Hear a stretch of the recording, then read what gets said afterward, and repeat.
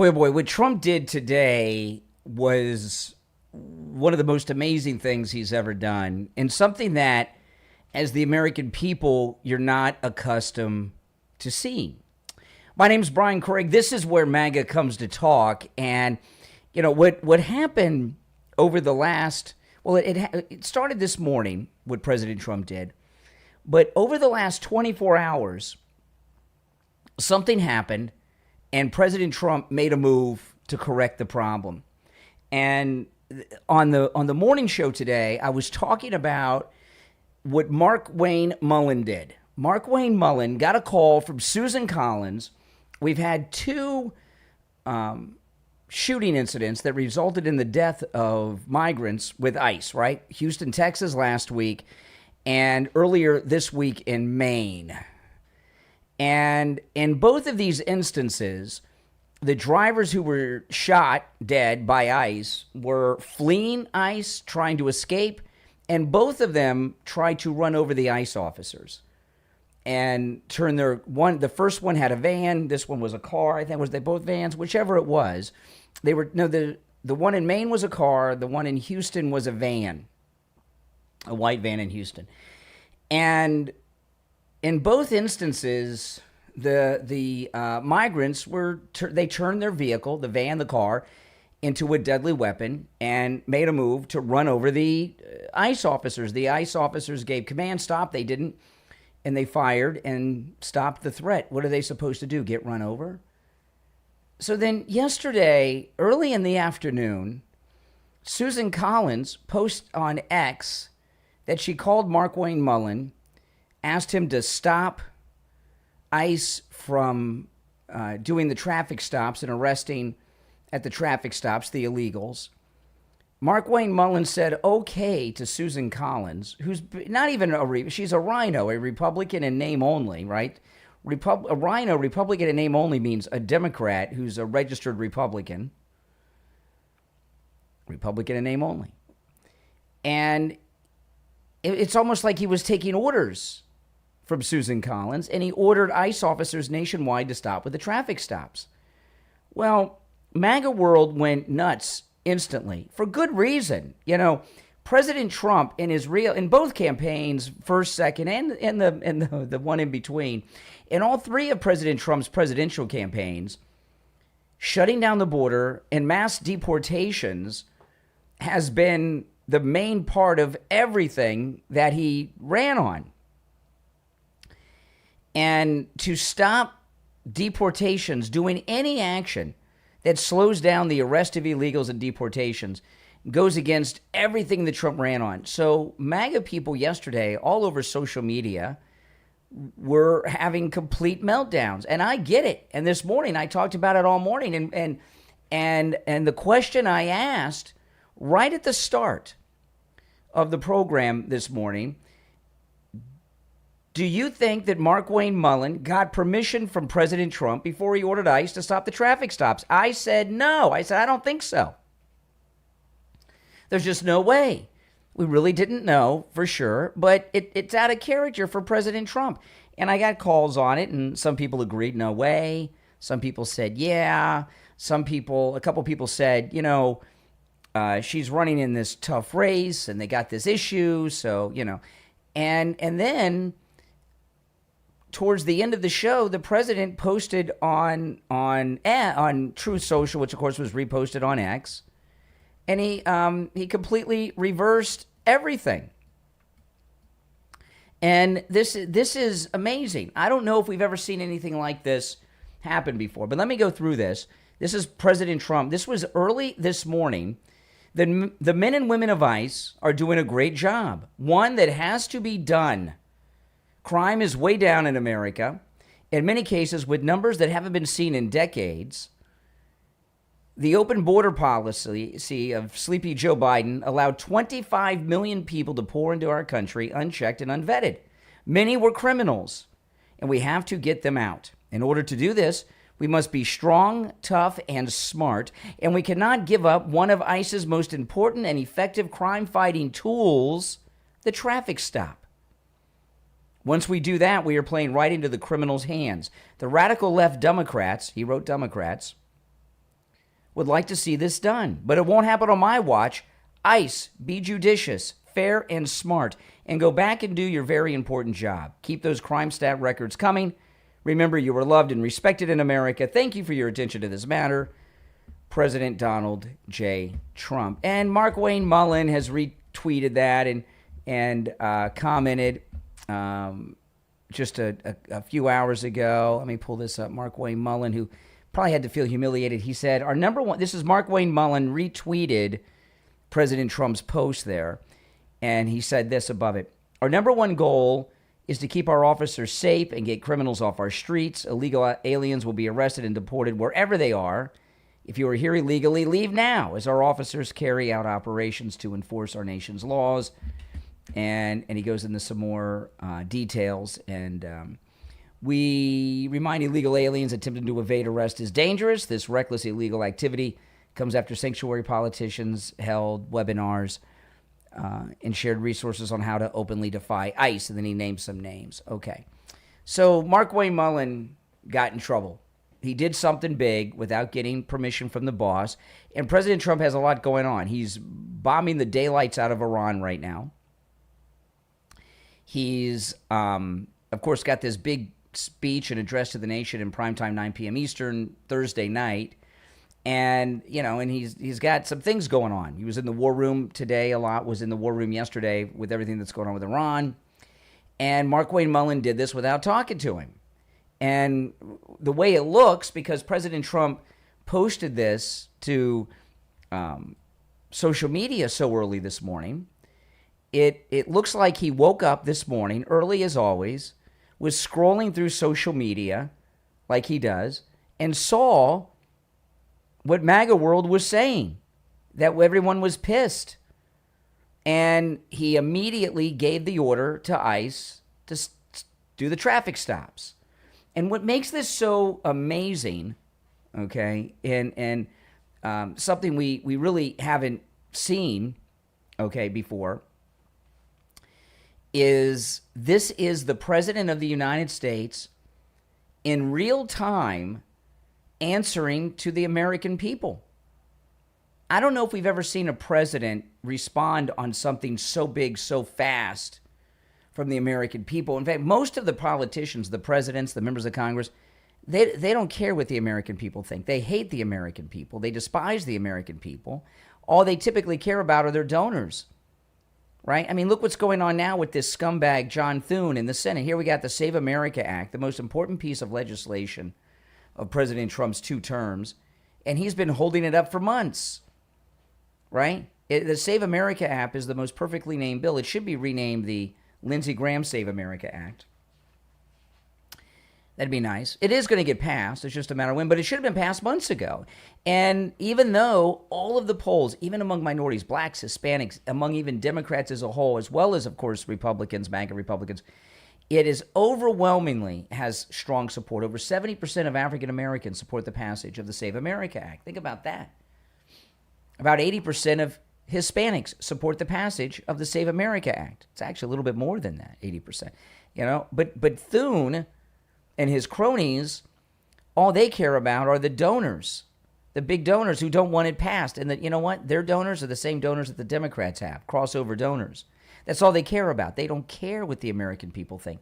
So when President Trump today responded in real time to what the American people wanted and felt over this ICE traffic stop issue, he immediately gave the order, because he is literally a public servant who handles the presidency as if he is a public servant. And, that's why you've really got to enjoy and savor every moment of the Trump presidency, because there is not going to be a president like Donald Trump ever again. This is a one-time deal. There will never be another. We're going to have great presidents. There's going to be other MAGA presidents, J.D. Vance and Marco Rubio and all the rest. But you're never going to have someone like President Trump. And, it's never ceased to amaze me. When President Trump, I noticed this when he was running the first time, how in touch he is with everything that's going on. And sometimes you'll see an interview with him or a press conference, And he'll reference some story that maybe you or I read, maybe something, we've talked about here, but it's kind of obscure for somebody who's got on his plate what he's got, and he knows all about it. And he really cares. He runs the country like he's a small town mayor, really. You know what I mean? And cares about what the people think.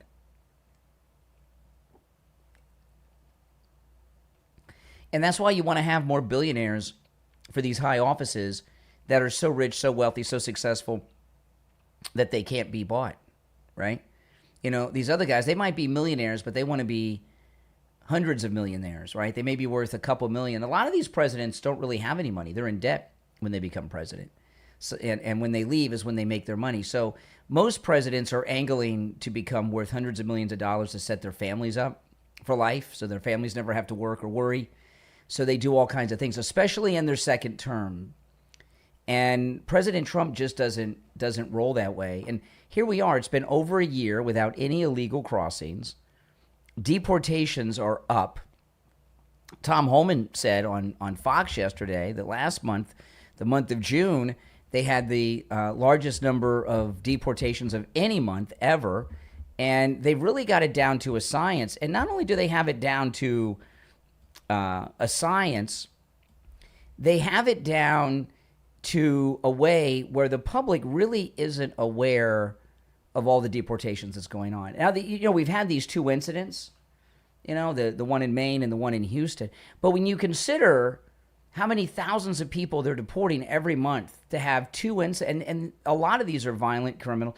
And one of the reasons that things escalate is because when they're here illegally and they're doing crime and they've not self-deported, they know that they're going to be not only deported but banned from entering the United States for 20 years.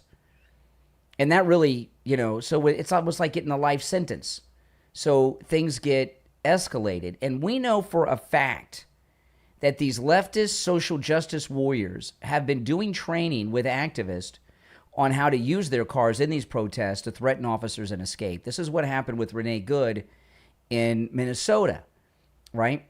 Remember, Renee Good, she was the first one. She was the social justice warrior, the white liberal savior that tried to run over the ICE officer with her girlfriend, and she got shot when she was trying to run him over. And she was training other leftist activists on how to resist the ICE officers. Not only are they training how to resist, they're brainwashing the illegals into thinking that they're in the right, that they're victims, that they have a right to be here, and that the ICE officers aren't even lawful police, right? And that they should resist them. And, so this was just an amazing and great victory. And you notice after President Trump gave the order for ICE to reinstate the traffic stops for arrest, there hasn't been very much resistance to it. And you're going to find it's going to fade away because he stood up to these cowardly bullies on the left. You can't deal with these liberal bullies. And if you notice in both of these incidents, the Maine incident and the Houston incident, they had one suspect that was the subject of the investigation that they have a warrant on. So they have them under surveillance, and they lead them to other people. And the next thing you know, they got a van or a car full of illegals, and that's when they go in to get the maximum arrest. This is what the feds have always done with organized criminals. They have a suspect or a target or a warrant on someone, but then they do surveillance and follow them around for a while so that they can find out who their associates are, and they find out other criminals that are doing illegal things. This is how it's done. Now, Todd Blanche, he's going through his confirmation hearing today.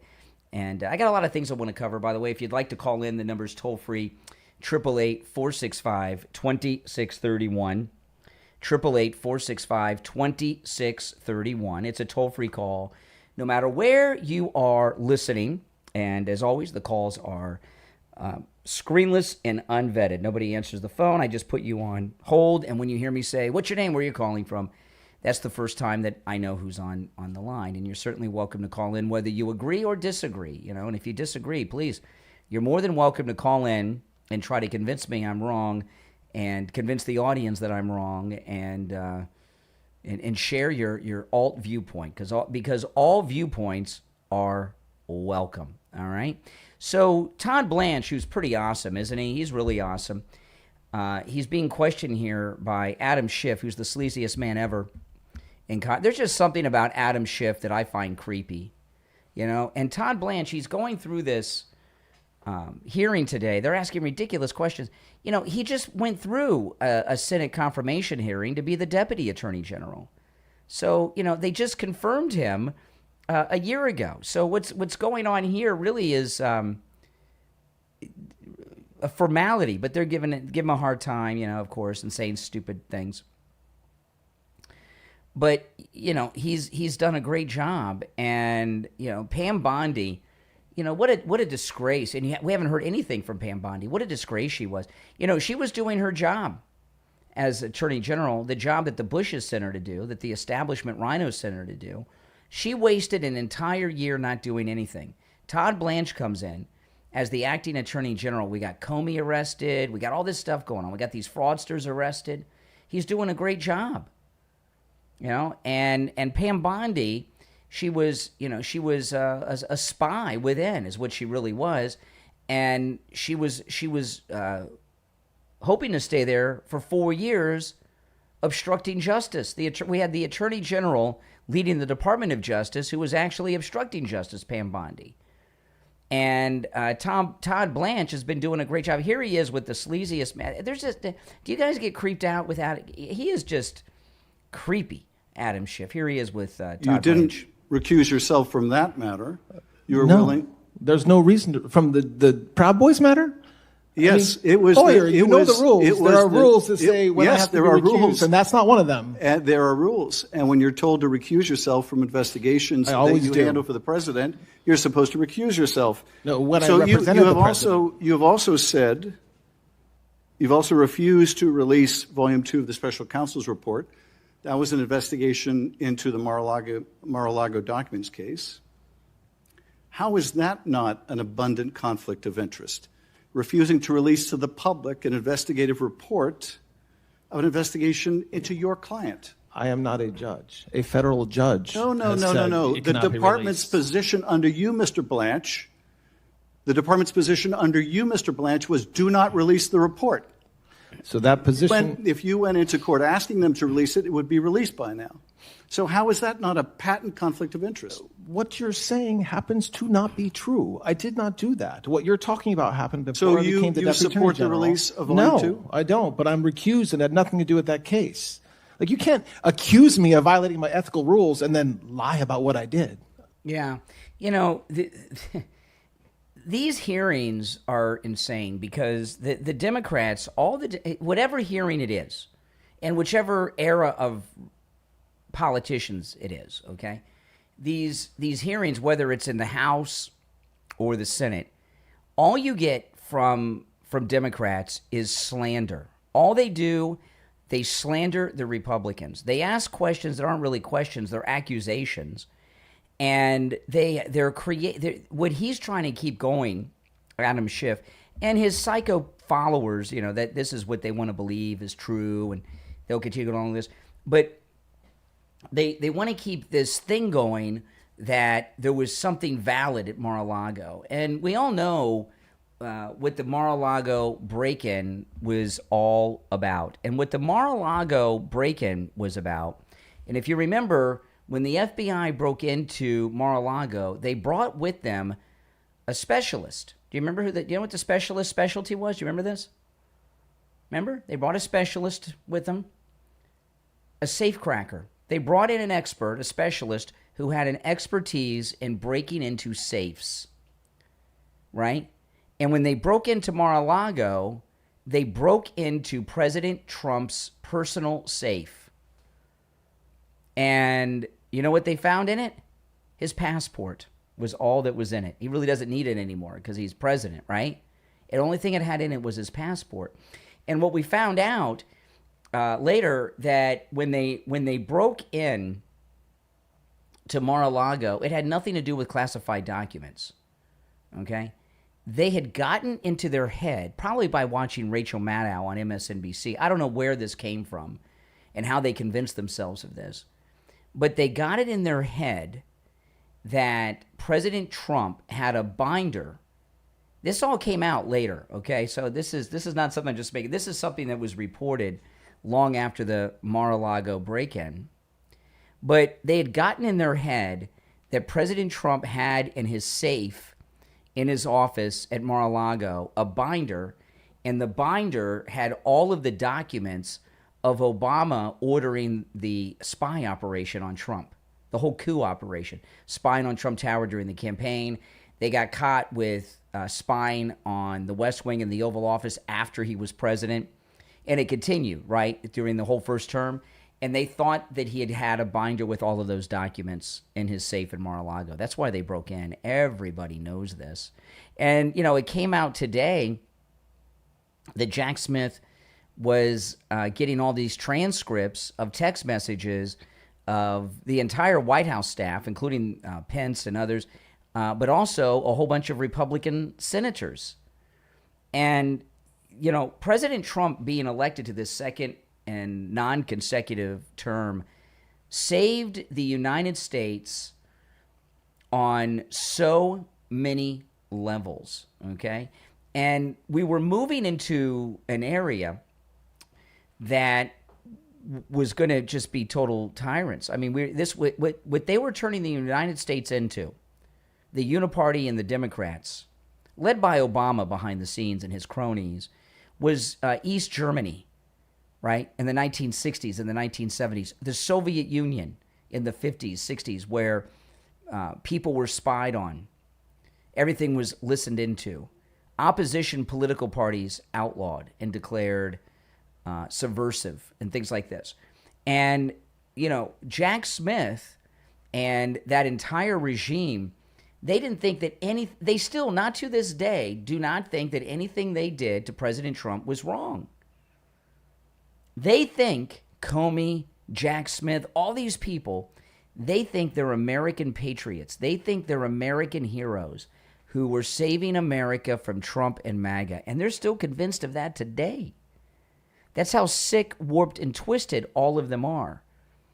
You know, and for Jack Smith to be spying and getting the text messages of sitting members of the United States Senate, I've never heard of such a thing before. You know, this is what J. Edgar Hoover was doing times infinity, because, you know, J. Edgar Hoover, who's famous for having those files, all he had was bugs. And, you know, bugs, listening devices in J. Edgar Hoover's time were probably the size of this microphone I'm talking into, that they had to hide behind a plant or something. I don't know how they did it.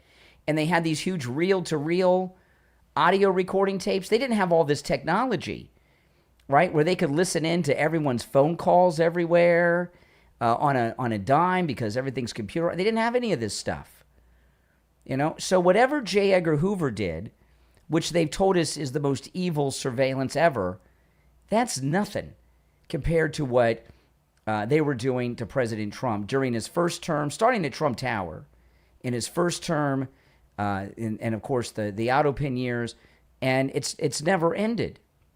And they feel totally justified in doing it. And, you know, and what Todd Blanche is doing, he's finally bringing some justice. You know, and a lot of what Todd Blanche and President Trump are doing, because a lot of these people, you're not going to be able to put them in jail for all kinds of reasons, right? You know, when people are doing crimes, even if they don't view it as crimes, they don't keep records of it, so it's kind of hard to prosecute a lot of times. I get it. But what Todd Blanche and President Trump are doing, and this is probably what President Trump's speech Thursday night in primetime from the White House has to do with, it's about correcting the historical record on all of these things. And President Trump very much wants to have the historical record corrected, okay? Now, listen to this. Now, this is one of the things that's just bizarre to me. This is a Democrat Congresswoman, Gwen Moore, and she's talking about their precious migrants, their precious illegals. Listen. I just want to make one other point. Immigrants are less likely to murder people than other American citizens. If you're worried... Now, where do they get that at? You know, I keep hearing this all the time. Illegals are less likely to murder people than American citizens. Really? Where does she get that number? You know, you know where they get that number? They just make it up. And I just want to make one other point. Immigrants are less likely to murder people than other American citizens. If you're worried about being murdered, and I don't want to be murdered, but you're much more likely to be murdered by, you know, an ex-spouse that's mad at you, you know, somebody who you fired from a job. You're much more likely to be killed by another American than you are an immigrant. Okay, so, you know, what an idiot. What an idiot. Okay, so, you know, I watch a lot of true crime. I like ID. You guys like ID? I like Dateline and all that stuff. And when people are murdered, you know, I watch a lot of murder mysteries. Most murders are about money or sex. Money or sex. And most people are definitely murdered by people they know, right? That's why they get caught. However, people are murdered all the time by criminals committing, you know, sex or money. Well, money involves people doing criminal activity, breaking into a house, robbing you in the streets, things like this. But yeah, you know, I don't understand what their logic is on this. They keep saying this. So are they, what are the Democrats, what they're suggesting, are they suggesting because there are Americans who do kill other people that illegals are entitled to a certain number of kills? I don't understand this liberal logic. I don't think they understand it either because it's not really thought out. But that's what their tone is. Well, Americans kill people, so migrants, illegals, they get killed too? Is that what they're saying? Really? What they're saying? If you'd like to call in, please do. The number is toll free, and it is pinned in the live chat, 888-465-2631. 888-465-2631. I want to take a moment to talk about Jupiter Joe Thomas and annuities. You know, Joe Thomas and annuities is absolutely amazing. You know, when you put your money into an annuity, your money is never at risk. No matter what happens in the stock market, you don't lose anything.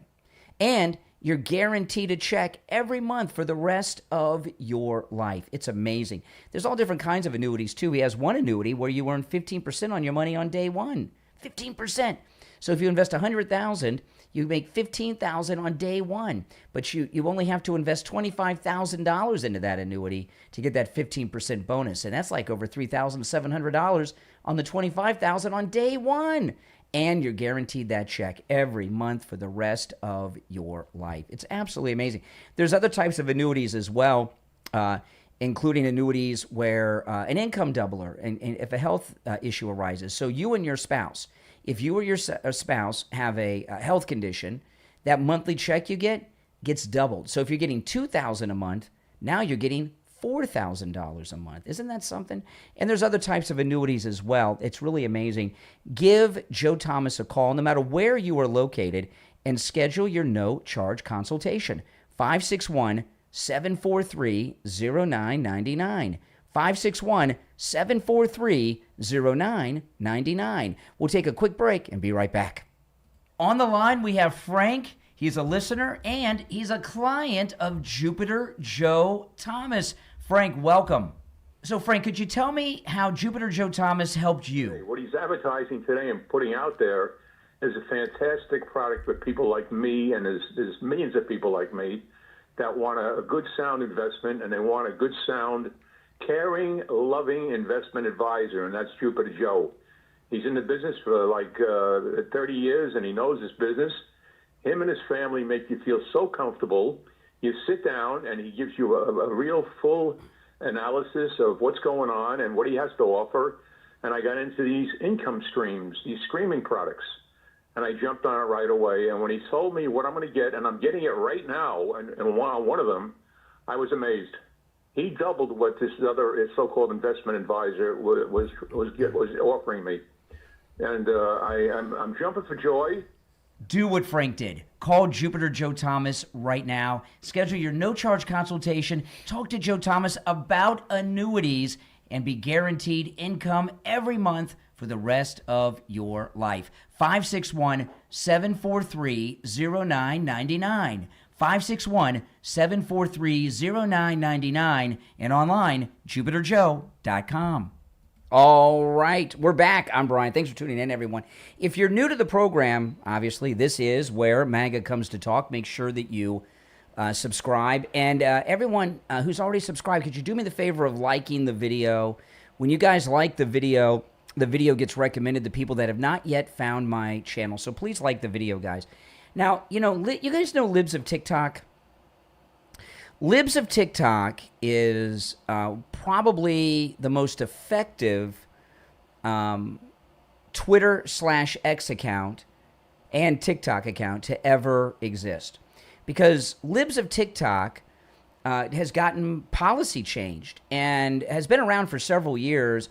In fact, Libs of TikTok became really nationally known because they got a hold of that internal Zoom meeting with executives from Disney when they were talking about how they were subliminally putting gay characters and trans characters in children's programming. Remember this? And went public with it. And that's when Ron DeSantis, the governor of Florida, ended Disney World's 50-year deal where they had their own city and everything here in Florida. And it made a lot of changes and really woke the country up to all the transgender nonsense and everything that was going on. And Libs of TikTok is still doing things every day and uncovering things that are crazy. And listen, look at this. I saw this on Libs of TikTok, and this makes no sense at all. Okay, this is in New Jersey, and there's a school district, Sparta Township's public school district, is looking to hire a gay-straight alliance advisor. Okay, well, that's kind of been a normal thing for the last, I don't know, gay-straight alliances in schools. I've been hearing about those for like 15 or 20 years. And that on the face of it, well, it seems kind of odd. I don't know why you would waste precious school district money on a gay-straight alliance advisor. And this is an adult role. But it's when you get down to the small print, this is an online application. It's a little more detailed. Look at this. Sparta Township Public School District Gay-Straight Alliance Advisor. Click the link to apply. It is for a pre-K elementary school. Now, why would a pre-K, why would a pre-K need a gay-straight alliance advisor? Why would pre-K, which is, remember, pre-kindergarten, so pre-K is 4 years old. You start kindergarten at age 5, right? So pre-K, they didn't even have pre-K when I was in school. We just had kindergarten. And I don't know how it went when you guys were in school. We went for half days. There was the morning session and the afternoon session, and I was lucky. I got to go to that morning one, and I got out early. I don't remember the hours. I was a little kid. But anyway, pre-K is 4 years old. So what does a gay-straight alliance advisor do in relation to 4-year-old children in a public school? What are they advising, and what's the point of that? The liberals, the Democrats, are losing their party, with the Democrat Socialist of America communist. They're losing their party all over the country. The Democrat Party, likely in the next couple of election cycles, will no longer exist. The Democrat Socialists are winning. They don't care about winning the elections. They care are control of the Congress. They're looking for weak Democrats in districts around the country that they can win because there's low voter turnout or something. And they go and win the primary. Next thing you know, you got a communist, Democrat Socialist of America commie is the nominee in that district. They're destroying the Democrat Party from within, quite brilliantly, in fact. And the Democrat Party, if they wanted to survive, what they would do is become more normal. Right? and reject the stupidity that has led to, but they can't do it. And the Democrat Party establishment, what they are is they're like a man on the ledge. They're hanging on the ledge of the building by the tips of their fingers. They know it's hopeless, but they're still holding on, thinking that there's some way that they can survive, and they can't. And what you see the Democrats doing, whether it's the illegals, the ICE incidents I was talking about, Iran with and everything that they're doing, the gay-straight alliance for the 4-year-olds and the pre-K, the Democrats are still taking the extreme woke positions that led to this mass exodus from their party in the first place, and has set the stage for these Democrat socialist commies of America to come in and take over. And my original thought when this was happening is, good, I want to see the Democrat dissolve, but I don't want to see these Democrat socialists be successful either. I don't want to save the Democrat Party, don't misunderstand me, but I certainly don't want these commies to be publicly normalized and accepted, because that will be the end of this country as we know it. If these Democratic socialists take over, if the Democratic socialists take over the Democrat Party and become one of the two, see, the Democrat socialists are a small group. If they were a third party, they would be a very fringe party, more so than the Libertarians. They'd be like the Green Party, right? The Green Party's been around for decades, but they're not players. They're too small. And that's how the Democrat Socialists of America are. So what they're doing is they're making moves to take over the Democrat Party, and they are doing it. It started with AOC and then the rest of the squad. And that's it. Now, there's one Democrat. I'm a little leery of this guy, but there's a new poll out of New Jersey that says, now it's a bit of a confusing poll, because it says that 60% of Democrats want Fetterman to switch parties and become Republican. And I don't know if that means they'll vote for him. Are they pissed off at him and don't want them in their party anymore, and say he should be a Republican? I've got a lot of mixed feelings about Fetterman, because Fetterman, when he's on television, you see him on television a lot, he says all of the right things. He says what you want him to say, right? Everything you want him to say. But when it comes to voting in the Senate, he has like a 98, 99% voting record of voting with the Democrats every time. So he's, I don't feel we can trust Fetterman. Do you? I really don't. But here's Fox talking to him. For a joint fundraising committee, these two men, different political parties, but they've made it very clear they're going to be bipartisan. And even though they have different perspectives, they both want what's best for Pennsylvania. And, of course, John Fetterman has become the conscience of the Democratic Party. So they're joining forces together. And see, this is a theme I've noticed on Fox in the last couple of weeks. And I don't know if you've seen this, but Fox News is out to try to save the Democrat Party. Have you noticed that? They're always out there defending the Democrat Party and trying to save it. And I'll tell you why they're doing that in a minute. And let's see what the people say about that. Yeah, and their track record sort of demonstrates this not only bipartisanship, but a commitment to Pennsylvania values. So while many elected officials and leaders of their party have just been obsessed with Trump, these guys have been sponsoring bipartisan legislation to combat the fentanyl crisis. They've supported... Okay, blah, blah, blah. I don't trust a Democrat. So why is Fox News so obsessed with saving the Democrat Party? Why do you think? I'll tell you why. But why do you think? Why is Fox obsessed with saving the Democrat Party? Why do you think? Because they're Democrats? Because they're liberal? Because they're uniparty? You know what it's about? It's about ads. It's about campaign commercials. The Democrat Party, like the Republican Party, when it's election time, and this is an election year, and then we're going to have the presidential election year, the Democrats do massive ad buys on Fox and local Fox affiliates all over the United States. The regular main Fox, the regular, I've noticed on Fox News, like, regular Fox, where they run regular shows. I've heard them on Fox News lately referring to that as Big Fox. Have you heard that? Big Fox, that makes them Little Fox. Well, that's a lot of regular programming, right? That everybody watches. A lot of Democrats watch it. And that's Fox. And some of the sports program. The Democrat Party, you may not think this, they do, but they spend massive amounts on local ad buys and national ad buys running Democrats around the country every election. And we're on the eve of the midterm elections, and there's going to be massive ad buys later this year after the primaries. Some will go on during the primaries, but after the primaries are all over, massive ad buys. And the Democrat Socialists of America are not going to buy ads from any of the Fox companies, the Big Fox Network, Fox Sports on the weekends, none of that, or the local Fox News channel and affiliates around the country.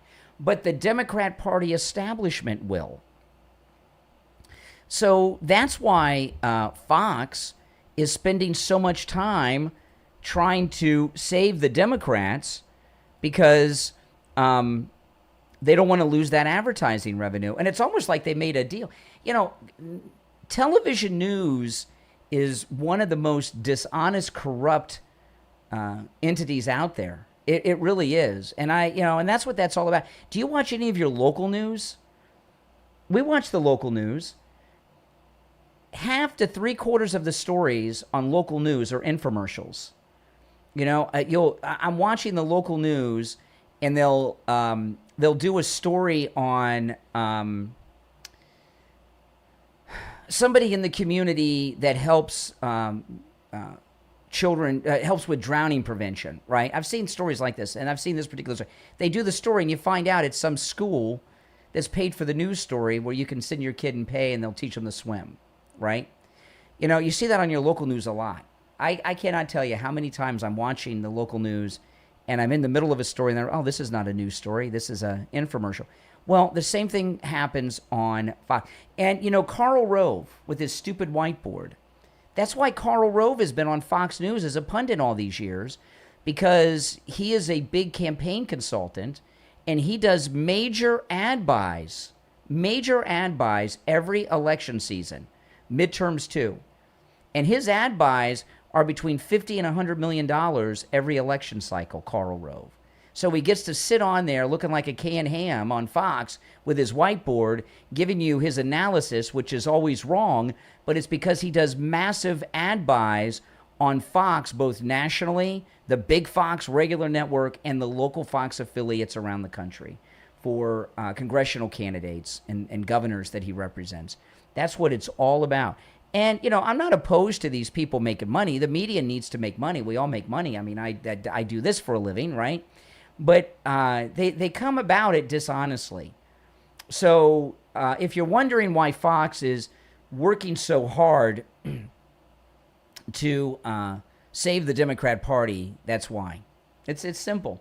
The Democrat Socialists don't do that type of advertising. They do everything on TikTok and Instagram stories, okay? That's how they do it. And Fox knows this. So, and if they were honest about it, I wouldn't mind.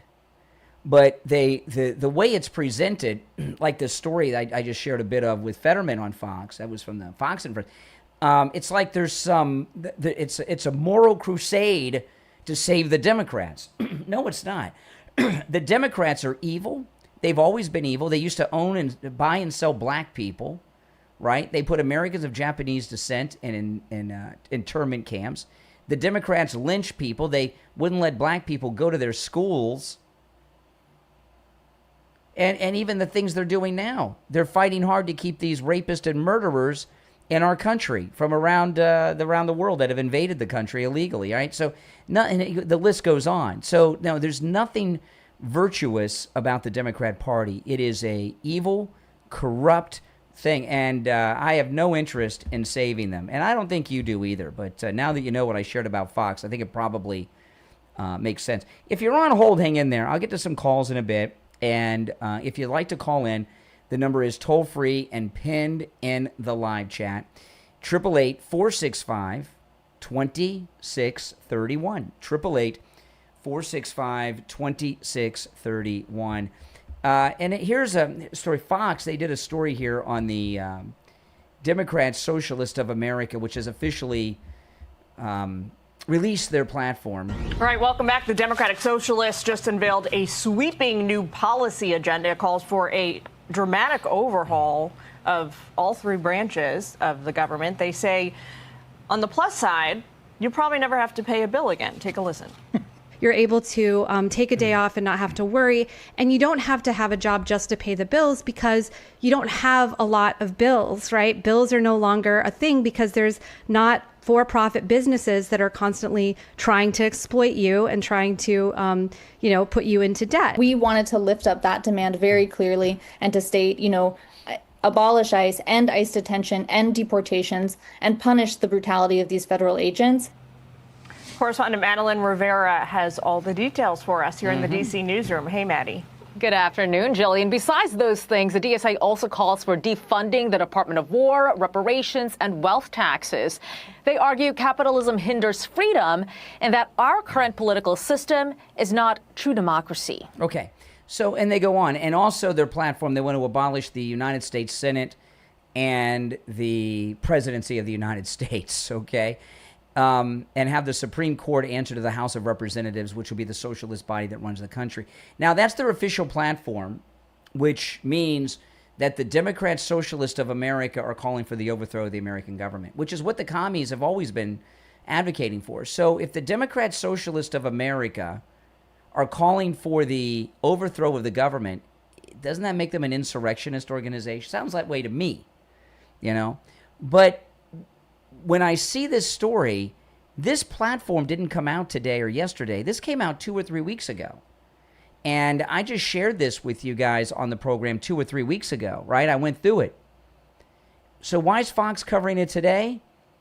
Well, probably because they're trying to save the Democrat Party for those ad buys that I was talking about a few minutes ago. Do you understand what I mean? This is not news. This is old news. Right? Like 2 weeks ago, a guy called in. He didn't believe me. He was a leftist, and I read him the platform. And he's like, oh. Remember that? It was like 2 weeks ago. This is old news, but they're covering it today as if it's new. They even got the news sounder, breaking news, alert. This is the late news, like 2 weeks late, right? On Fox today. This is part of their crusade to save the Democrat Party. We do not want to save the Democrat Party, okay? We do not want to save them. And really what the goal needs to be is, and this is how it works, okay? We have been for our lifetime and the lifetime of our grandparents and great-grandparents and pretty far back, but we've been a two-party system for a long time. And the two-party system has been in place because the Democrats and the Republicans both represent about 50% of the people. Well, with what's going on with the Democrat Party today, are they really equal to the Republicans? Are they really one of the two parties now? Is there even a second party, right? And what I mean by that is the current Democrat Party, have they been so damaged by the Democrat Socialist Commies of America that they're really a third party in their strength and influence today? And I would argue that they are. And not only that, the Democrat Socialists, what they need to be forced into doing is this, okay? Because the whole system we have with the presidential debates and everything is based around the two-party system. Well, we no longer have two parties. We have one major party, which is the Republican Party that's gone MAGA, and we have these two third parties that are fighting each other for control, the Democrat establishment and the Democrat Socialist of America, right? What we need to do is force them to properly identify themselves. There's all kinds of the Green Party, Libertarian Party, Prohibition Party. There's a lot of useless third parties around, right? But what we need them to do is to properly rebrand the Democrat Party as the Democrat Socialist of America. And that'll be the end of them, because the American people don't want anything to do with that. Now, there are some losers that do, but not enough people to make them legit. So this idea that the Democrat Party needs to be saved. I don't think so. You know, I mean, how many babies are dead because of the Democrat Party? Think about it. I mean, it's crazy. I don't even want to know. I really don't. How many people would have been born and lived full lives if it wasn't for what they did with Roe v. Wade, as an example? That's just one thing. Many other things they did were pretty evil. But we need to force them into acknowledging what they are, that the Democrat Party no longer exists. It has faded away and is now the Democrat Socialist of America. That's what they are. And let's see how they do. And they will be rejected. And not only will they be rejected, they'll be rejected pretty big. Now, if you'd like to support my channel and my content and my podcast and my YouTube channel and everything I do, you know, and I do a lot, guys. I mean, I did my first live stream I did today at 5 a.m., then I did for 30 minutes, and then I came to the studio and then did a 3-hour, 45-minute live stream on the morning show, taking your calls. Here I am again in the afternoon. And if you'd like to support my content, become a Patreon supporter. There's a link in the description.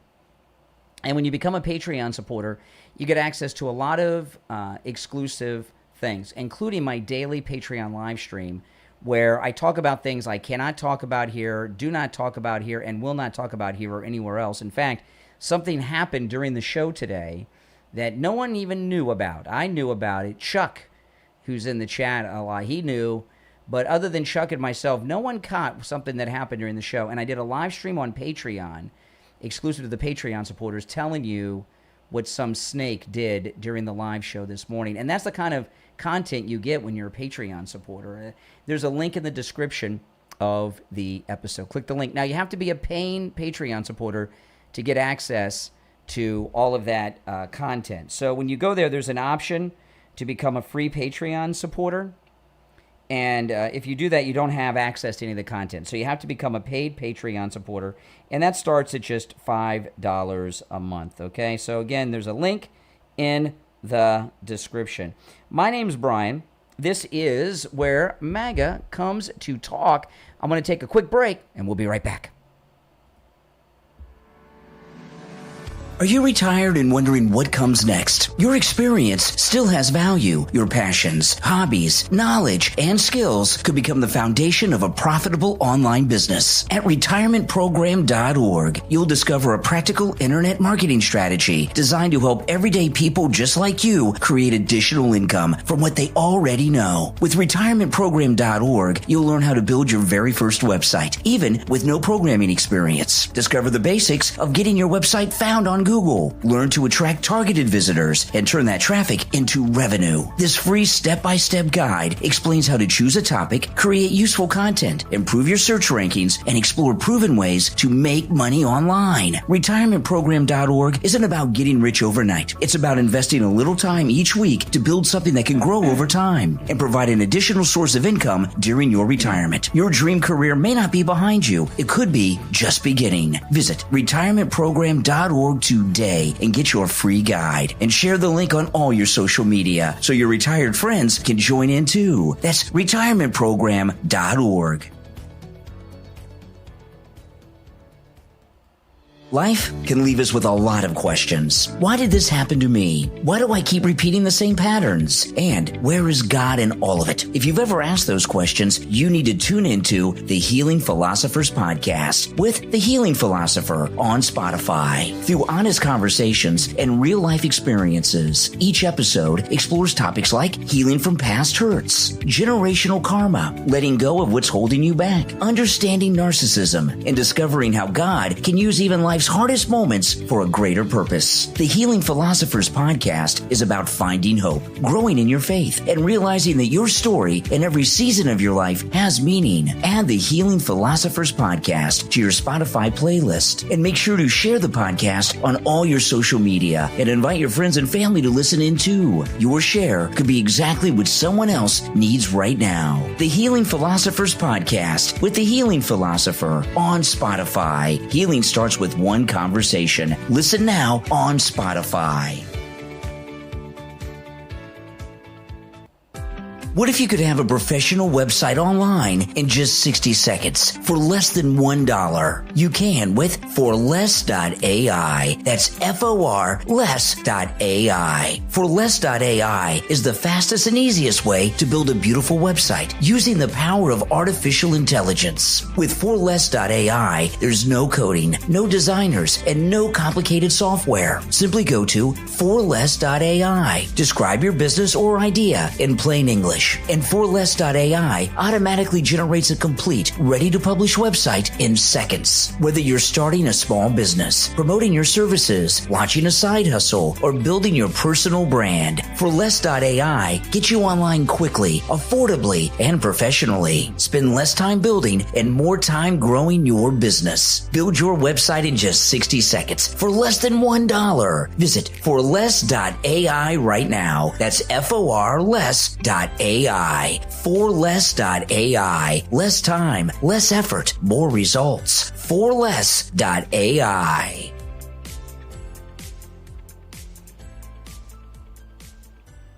All right, welcome back, everyone. I'm Brian Craig. This is the Brian Craig Show, where MAGA comes to talk. The number is pinned in the live chat if you're watching live right now on YouTube, 888-465-2631. So Todd Blanche, Todd Blanche is going to be confirmed as the Attorney General, okay? First off, they've already confirmed him to be the Deputy Attorney General, okay? So, this is just a dog and pony show, but here's another clip of Blanche today. That is absolutely in the public interest. Do you support Mr. Patel's efforts to subpoena and get reporters under the grill to disclose who their confidential sources are? The Department of Justice requires that I authorize it, which I did. And those reporters, we're not targeting reporters. They're material witnesses, just like a reporter would be a material witness to a car crash. Yeah, they are witnesses. And so, in the question you want to ask them is who were their sources? That goes to the heart of the First Amendment. No, the question we want to ask them is who provided them with classified national security information, which everybody in this body should want to protect. I would hope. Senator Hawley. Okay. So, what this is all about is these down pilots, right, that went down over Iran. And the New York Times reported that we had airmen on the ground that we had not located yet. And what happened is the Iranian Revolutionary Guard Corps put out a huge reward, and then all the Iranians were trying to win the lottery and were searching for the down airmen, and they would not have known about it if it were not for the New York Times leaking that classified information. They could have gotten them killed. That is insane. And this idea that their sources are protected, this is nonsense. There was this case in the 70s with the Washington Post called the Pentagon Papers, and the Washington Post got a hold of, what was the guy's name? Eldridge? Daniel Eldridge? Who was the name of the guy that was the Pentagon Papers guy? He gave all this classified intel to the Washington Post, and they printed it. And the government, the Pentagon, went to court. It went all the way to the Supreme Court, and there was a totally insane ruling. And it said, and this is standing case law, unfortunately, that it is illegal for someone to give classified information to the media, right? So if I work at the White House or the Pentagon or the Army, and I have access to classified information, and I give it to the New York Times, that is illegal. I can go to prison for that. However, what the court ruled was it's not illegal for the media outlet to receive the stolen classified information and print it. And in many instances, it can get people killed. And that's insane to me. I mean, think about this. That's like saying somebody robs a bank. They steal $1 million from the bank. That's a crime. They give you the $1 million. Not only are you not committing a crime by this standard, receiving the stolen money, but you can go out and spend the money too and enjoy it. That's crazy. And but unfortunately, that's the way the courts ruled. So what the Trump administration is doing is not trying to prosecute the media, although they should for treason, they want to know their sources and prosecute them for the treasonous felonies they've committed by leaking classified information that can get people killed, and maybe sometimes does. All right? And I think that's a pretty just thing for the Trump White House to do, don't you? All right, our number is 888-465-2631. It's a toll-free call, 888-465-2631. You're on the air. What's your name? Where are you calling from? Afternoon, Brian. It's Dr. Knight out of California. Hey, how are you? I'm so infuriated with the way that that our men and women in ICE are being treated. It's absolutely ridiculous. I'm very grateful for POTUS stepping in and basically saying exactly what's going to be going on. You know, the fact of the matter is that individuals who are illegal, who are obviously here for whatever, and if they don't actually respond appropriately to a lawful and legal vehicle stop, they should be considered to be basically they're a harm to the community. They shouldn't be driving if they're not able to read and speak English and comprehend English. Because guess what? Most of those commands on vehicle stops are given in English. Then they're considered there's a way to the community. There's a I don't do this too much anymore, but Steve Kane and I, we used to do this a lot. The shoe on the other foot test. And you take something that the lunatic liberals are saying is okay, and you change the scenario, right? So their argument has been, in both Houston and Maine, these were just guys going to work.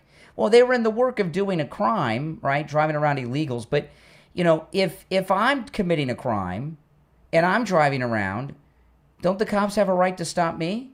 And if I try to run them over, and don't they have a right to shoot me? It's only with their precious illegals do they think it's okay to try to run over the law enforcement officers for some reason. It makes no sense whatsoever. It makes absolutely no sense whatsoever. If anybody ends up interfering with ICE, who are federal agents, okay, so they have law enforcement capabilities, then those people should be basically cited for federal crimes and have to go into a federal court. And if they do it over and over again, so be it. Mm-hmm. We end up putting them through the court system for breaking the law. Absolutely. A law enforcement officer should give you one or two commands to step away because you're interfering, and basically you're putting your own body and their body and the person that they're apprehending at risk. This situation has to stop. It is absolutely ridiculous. There is no other time that I could possibly remember where you have organizations, whether they're NGOs, whatever you want to call it, that have the ability to do signal chats, and they're out in the community and they're doing rapid response for what? Exactly. All right, well, listen, I agree with everything you said. I'm going to move on, but I appreciate the call. And the rest of you want to hang in there. You think about that. When it comes to their precious illegals, they're entitled to, like the one Congresswoman said earlier, a certain number of murders because Americans commit murders. They're allowed to run over federal agents and other law enforcement if they're being pulled over on their way to work. I mean, the things that the liberals are saying, they haven't thought through too much. Pete Hegseth is going to go down as one of the most historic Secretary of War / Defense Secretaries in history. And if you think about it, how many Secretaries of War are remembered? And I'm not talking about name the ones you can remember, because the ones of recent presidents you may be able to remember. But I'm talking about the ones that go down in history. And there's only two others that I can think of that go down in history and are remembered. I'm not talking about, oh no, I remember Carter's defense secretary or, Reagan's defense. I don't mean one that you can remember. I mean war secretaries or defense secretaries that are historical figures that are remembered decades later. I don't mean, oh yeah, Lloyd Austin. No, he was just defense secretary with Biden. We all know. I'm talking about defense and or war secretaries that go down in the history books and are remembered. Pete Hegseth is going to be the third. The first one is Stanton, who was the Secretary of War when Lincoln was assassinated, right? That's the one. And then there's one other, President Kennedy's Secretary of Defense, who stayed over with Lyndon Johnson, McNamara.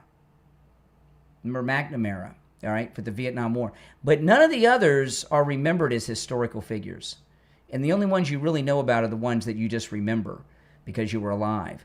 But Pete Hegseth is going to go down with McNamara and Stanton. And he's going to go down in a very positive way, too, in the course of memory. The liberals that write the history books aren't going to write good things about him, but he is everything the woke mob hate, right? He's a man's man. He doesn't put up with any crap, and he's getting the military back in shape. And I remember on the Army's 250th birthday last year, and remember those soldiers that were marching in front of the grandstand with Pete Hegseth and the president? Some of them couldn't even march.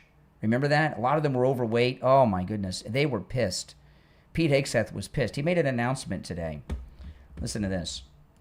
At the Department of War, we have the most elite warriors on the face of the earth. Every single day, you are pushed to your absolute physical and mental limits to master the profession of arms.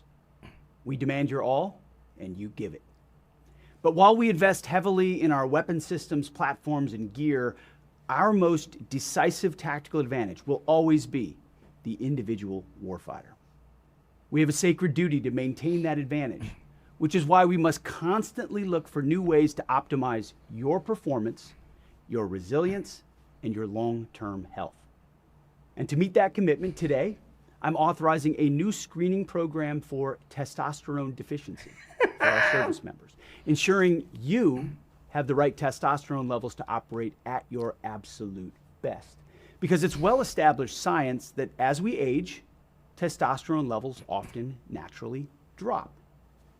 Under the supervision of our world-class medical professionals, warfighters age 30 and older are going to be tested annually as part of their periodic health assessment. It's a health assessment that happens every year. We're just adding this test. Those under 30 can voluntarily choose to get the test as well. If treatment is recommended, it's entirely your choice to receive testosterone replacement therapy. Oh, my goodness. This initiative, it's not about artificial enhancement. It's about restoring and optimizing your natural capabilities, protecting your longevity, and ensuring you have the biological foundation required to sustain the fight. We owe our warriors the absolute best medical care in the world, and this program delivers on that obligation. Taking care of your long-term health means ensuring you remain strong, resilient, and capable, not just for your next deployment, but for the rest of your life, so you can thrive long after you take off the uniform. As we know, the modern battlefield is brutal and unrelenting. It requires and demands maximum psychological and mental readiness. And by addressing these health markers early, we're keeping you on the leading edge of lethality and giving you the same level of support that you give this nation, the absolute best. Godspeed, keep going, and God bless. So testosterone testing is going to be a requirement for all military personnel over 30. Well, I guess the men. And if they're low on testosterone, the government's going to provide it for them. And, coincidentally, I'll tell you more about this on the show when it happens. But next week, I'm getting my testosterone tested. So I may be starting testosterone therapy. I'll see what mine is. But one of the biggest problems that we have in the military is we don't have enough testosterone. And when you have a guy who's like a modern-day John Wayne figure, like Pete Hegseth as the war secretary, and he's actually going to not only test the service personnel's testosterone levels, and under 30s can opt into it and have theirs tested. They're going to give them testosterone treatments to get their testosterone level back to the level it should if it's low. That's a pretty amazing thing. They're not going to like this, okay? The left, they're not going to. First off, the liberals don't like testosterone. That's the first thing. They hate testosterone. They hate anybody that, that has it, and they think there's too much of it out there.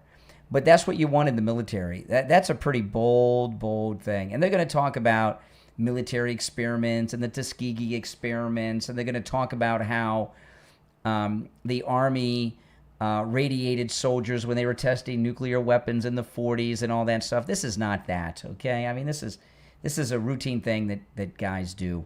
All right, let's go back to if you'd like to call in, the number's toll free. It's pinned in the live chat, 888-465-2631. You're on the air. What's your name? Where are you calling from? You're on the air. What's your name? Where are you calling from? Oh, hey, Brian. How are you? This is Steve from New York. How are you? All right, New York. What's up? Not much. Listen, I really didn't expect you to pick up. It's hard. It's hard for you to.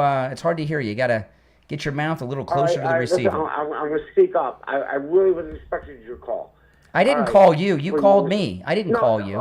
You called me. Brian, no, I didn't expect you to pick up. I'm sorry. I was on hold. Oh, why do you think? Bear okay. with me one second. Okay. Okay. Hey, listen. Steve from New York. I'm going to start from the beginning. Steve from New York. My mother is a longtime listener. She introduced me to you. We share the same beliefs. I was listening to your last episode about the with Maine and all that kind of crap. And, it's like the thing is, President Trump can't trust anybody. I mean, he has Pete. He has Marco. Let's say I'm believing in Marco, but so far he's showing the truth. But he has Marcos to the point. He has a couple people on his staff at Fox News, and he has family. Everybody else is a turncoat. I see it, you see it, and what are you talking about? You mean President Trump? Hold on a second. Hold on a second. Wrong? Yeah, you're wrong. Are you telling me that President Trump cannot trust Pete Hegseth, Scott Bessent, the Treasury Secretary? No, you just misunderstood me. Brian, I'm on your end. No, he can trust Pete. He can trust Marco. He can trust JD. A few of the staff on Fox News. He can trust his family. But we see the other stuff that goes on, like the new senator that just came in with the whole thing that we were just talking about when Maine, I forget it, whatever, Maine West, whatever. I mean, a lot of them are turncoats. We know that. Yeah. And I know he knows that. He sees it. Yes. I trust them. They're corrupt. Most of them are corrupt. They're corrupt. Yeah, they're corrupt. They're corrupt. Yeah, absolutely. Yeah, that's all I wanted to say. Brian. So what does that mean? No, slow down for a second. Yeah, most of the politicians are corrupt. Most of them are. Yeah. That's why. I mean, think about it. Lindsey Graham, when he died, his net worth was like $2 million, and that's. Did you really trust him, Brian? I always said. This is what I always said about Lindsey Graham. Yeah. You could always trust Lindsey Graham to be Lindsey Graham, and he was very consistent. And but when he died, and his net worth came out, his net worth was around $2 million, and that's a higher net worth than most Americans. However, he's poor by the standards of Congress, right? And I mean, think about it. So it's an actual news story that he's a millionaire, but he's only a $2 million millionaire, not worth $80 million like Schumer. I mean, that's how corrupt they are. Absolutely. You're making me laugh now, crying Chuck. Yeah, crying Chuck. You're making me laugh now. Yeah, $2 million is poor by their standards. That $2 million. Let's put it that way. How many of you wish you were worth $2 million? And it's a news story that he's only worth $2 million. He's poor. Isn't that crazy? Yeah. I'll always see that. Well, probably if I retire in the next 6 years, possibly. But you know what though? That's not new. It's always been that way. I mean, look at George Washington, right, and Thomas Jefferson, great founding fathers. But think about it. The first and third president, right? George Washington. Now somebody will leave me some snarky comment that he wasn't. But he was the richest man in the colonies. Thomas Jefferson was one of the richest men in the colonies. You think it's just a coincidence that the richest man in the colonies led the army and was the first president? And they built the capital city right up the river from his house in Virginia? I don't think so. So there's always since George Washington, there's been financial corruption. That's what makes President Trump so unique. He's the first truly first president to not be corrupted. Yeah, right. I don't interrupt you. He's the real deal. Trust me. And now listen, I've trusted his. You are a little beyond on your hit. I've listened to you. I've been listening to you a lot lately the last couple of months. Well, thank you. You're definitely a historian. Thank you. I've studied my Revolutionary War, all that kind of stuff. Actually, Donald Trump, if I may say, Donald Trump acknowledged my family on the 255th anniversary of the Army. Cool. 3 How'd that months happen? ago. Yeah. How'd that happen? Tell me about it. Dr. Joseph Warren, he called my brother out, my niece out. That's awesome. And acknowledged. Now, if you want to send me a direct email, I'll send you the POV clip. I was right there. Oh, I Remember believe the you. windows, the back windows? Yep. Dr. Joseph Warren from Roxbury, Massachusetts, the first Masonic Grand Master. He was before George. He was in 1975, before George. But he was part of the whole thing. Sam Adams and George and Paul Revere, all that. He was part of that whole group. Cool. I mean, listen, I'm like this at Center, whatever. But we have a family history up here in Saratoga, New York. Battle Saratoga. That's where my grandfather. That's where we're from. And well, that's cool. I mean, I'm just trying to tell you. I believe the same ideology you do. We all do. You're more of a historian than I am. You're a little bit more educated in that area, but I do study history. Well, that's awesome. But as far as George Washington, if I remember right in my studies, George was the first one that said he did not want to have divided parties because that would divide the country. Am I correct if I'm wrong? I remember him I don't know. saying I hear a lot of that things like that, but you can't. You can't have one party rule. I mean, the country's too big. It's never gonna. It's never gonna be that way. But listen, I gotta move on. But it's good to hear from you, and thanks for tuning in. All right, you take care. All right.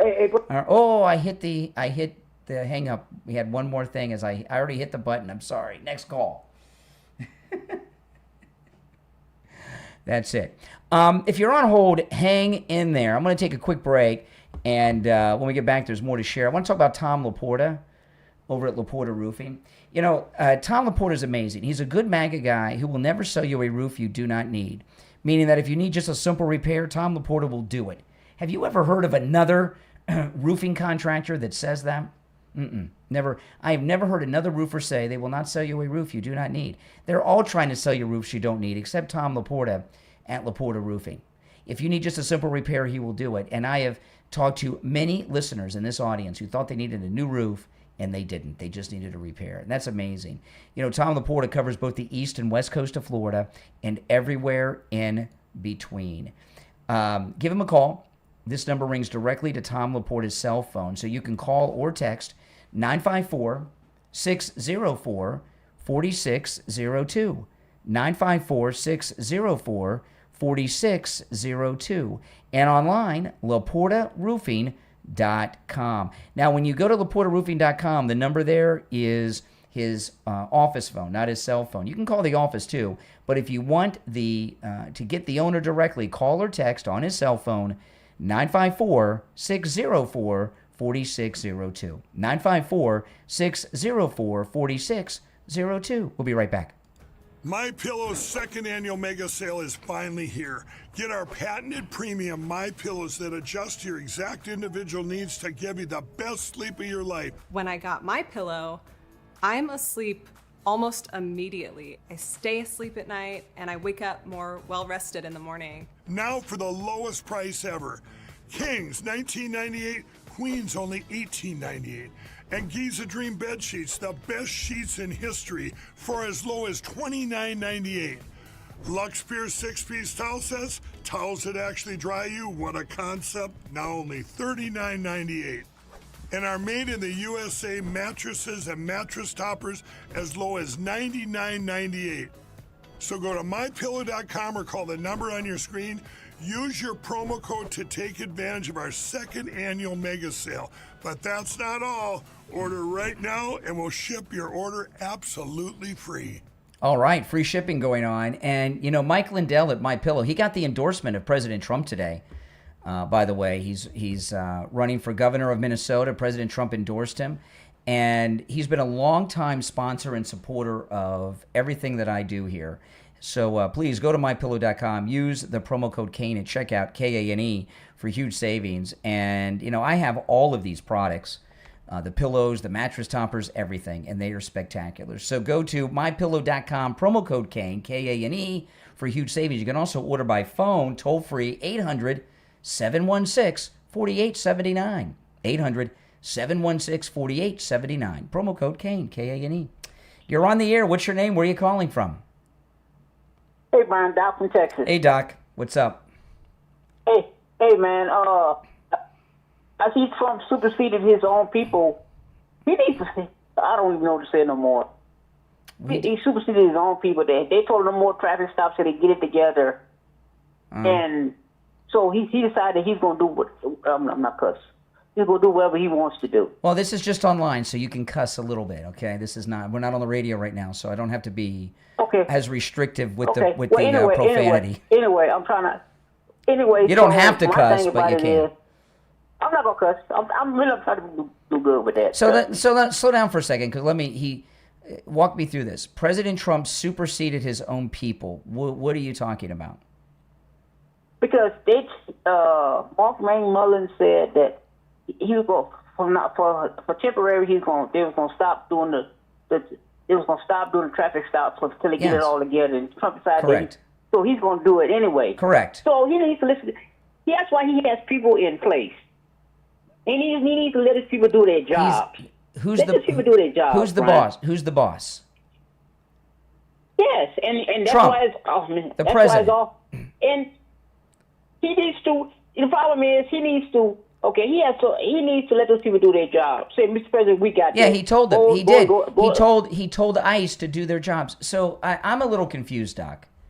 Okay, because maybe you have a different outlook than I do. Maybe you understand civics and American government better than I do. Are you telling me that the President of the United States?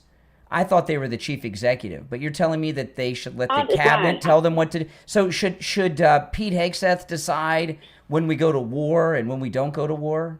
No, he has not President Brian. What I'm saying is Mark Mullin decided that they was going to do that, and Trump should have said, "Okay, I trust you. That's why I have you there. That's why I have you there." He made a mistake. Get it together. He made a mistake. No, Mark he Wayne Mullin made a mistake. Get it together. Okay. We're not going to agree on this. So you think illegals should be able to try to run over federal agents and run away from law enforcement? I don't understand. It wasn't proved. It was not proven, Brian. Put the body cameras on them. They didn't. I got an eyewitness. We're not going to go through this. I want to play. I want to play the eyewitness when I'm done talking with you. There's an eyewitness. Okay. Another thing too. What was that I want to tell you? Why can't y'all MAGA? Why can't y'all come to the realization Trump lost the election in 2020 and then stop? But you make yourself look stupid when you say that. Okay, that's interesting. So when on Inauguration Day, when Willie Brown's girlfriend, Kamala Harris, and Joe Biden were sworn in. Kamala, please say her name right. Brian. That's what I'm saying. Willie Brown's girlfriend. Willie Brown's girlfriend, Kamala Harris. Kamala Harris, the Vice President of the United States of America. No, J.D. Vance is the vice. No, J.D. Vance is the Vice President of the United States. Kamala was Vice President then. Brian. Okay. Brian, y'all really need to stop that. When they were sworn in on Inauguration Day, what did President Trump do? He got like a big baby left. Like a big baby? No. That's what he's supposed to. Stay for inauguration. No, he's supposed to stay for inauguration like no, he doesn't have to. But he was a big baby. He left the White House. Oh, okay. So he left Washington. He left the White House and ceded power. Because he didn't have a choice. So what's he had to leave. Well, then he did what you said he should do. Stop. Well, my beef is with y'all MAGA people. Y'all still think he won in 2010 and he didn't. So stop saying it, Brian. Y'all really come to realize he lost. It did. It's done. We're gonna find out. We're gonna find out. Oh, it's 6 years ago. Like that's a long time ago. We're gonna find out tomorrow night. Well, that nothing's gonna be proven tomorrow night. He's just gonna go over there. Nothing's gonna be proven, Brian. Oh, so you got a sneak preview that the White House has given you what the announcement's gonna be?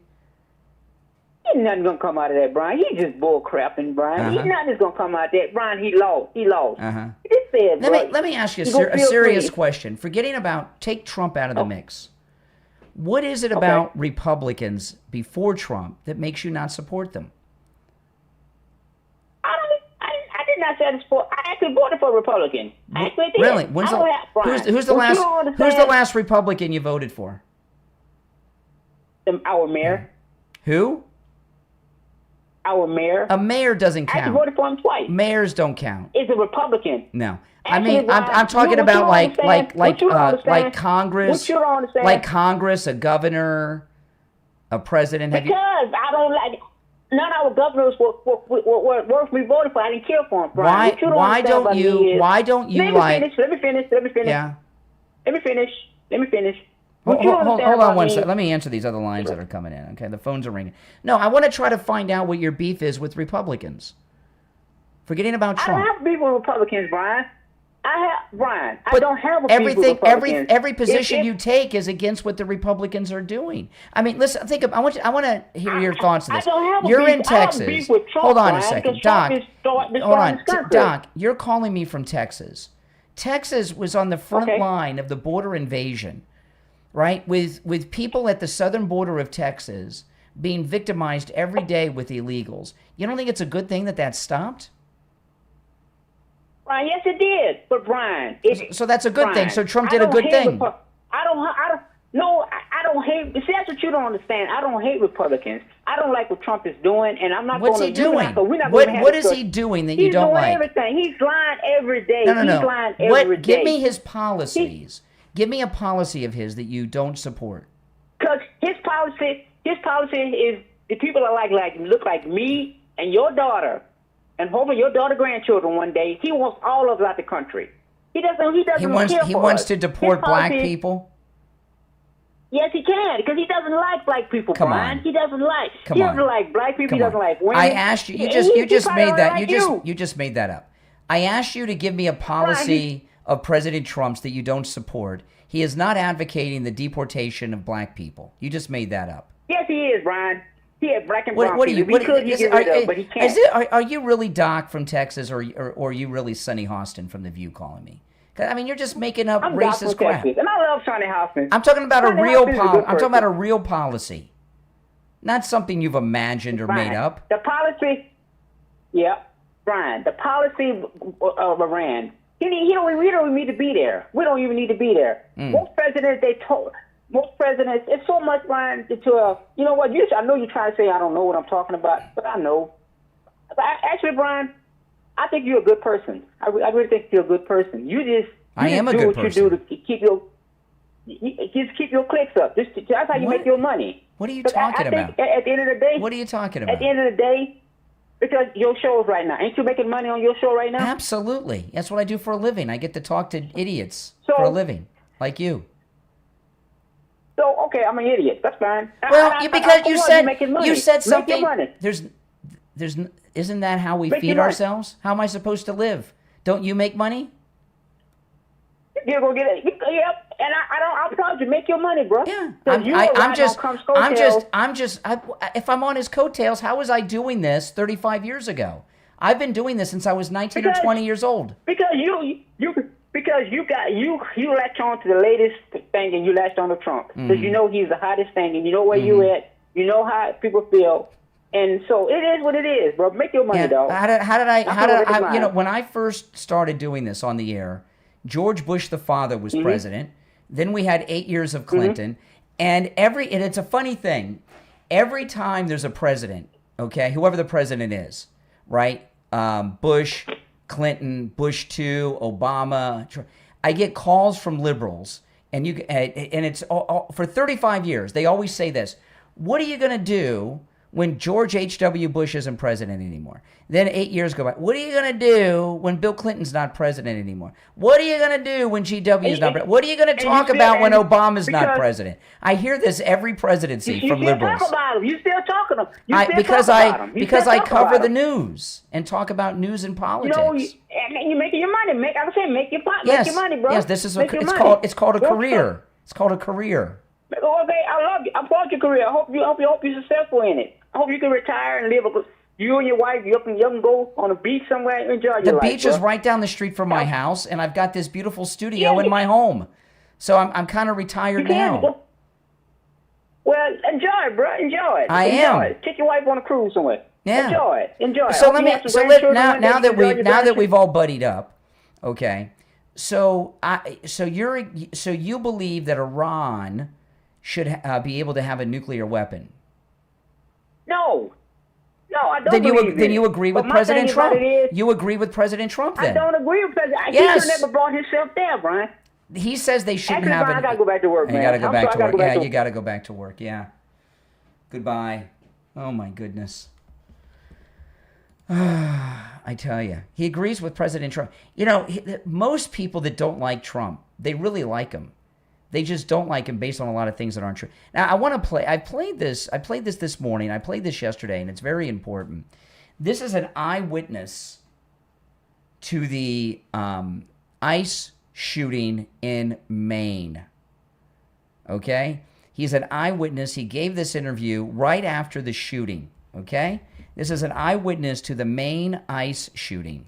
I would say 7:15. I was driving through the intersection at Hill Street and Pool Street, and as I was approaching, you could see flashing blue lights, and then as I got closer, they were unmarked, so I assumed they were ICE, and then you could see them with their green vests and stuff, and it said police, ICE, and so as I actually was going through the intersection, I heard yelling. So I know I'm supposed to be paying attention, but I heard yelling off to my, so I looked, and I was watching, and the ICE agent was yelling and drew his weapon, and he kept yelling and warning the person driving, which is when the car was put into drive and was trying to hit the ICE officer, and he fired, I would say, probably 4 shots at him. And then by that time, I was also through, the intersection, so I just heard the popping, but I did see him draw his gun at the windshield. And then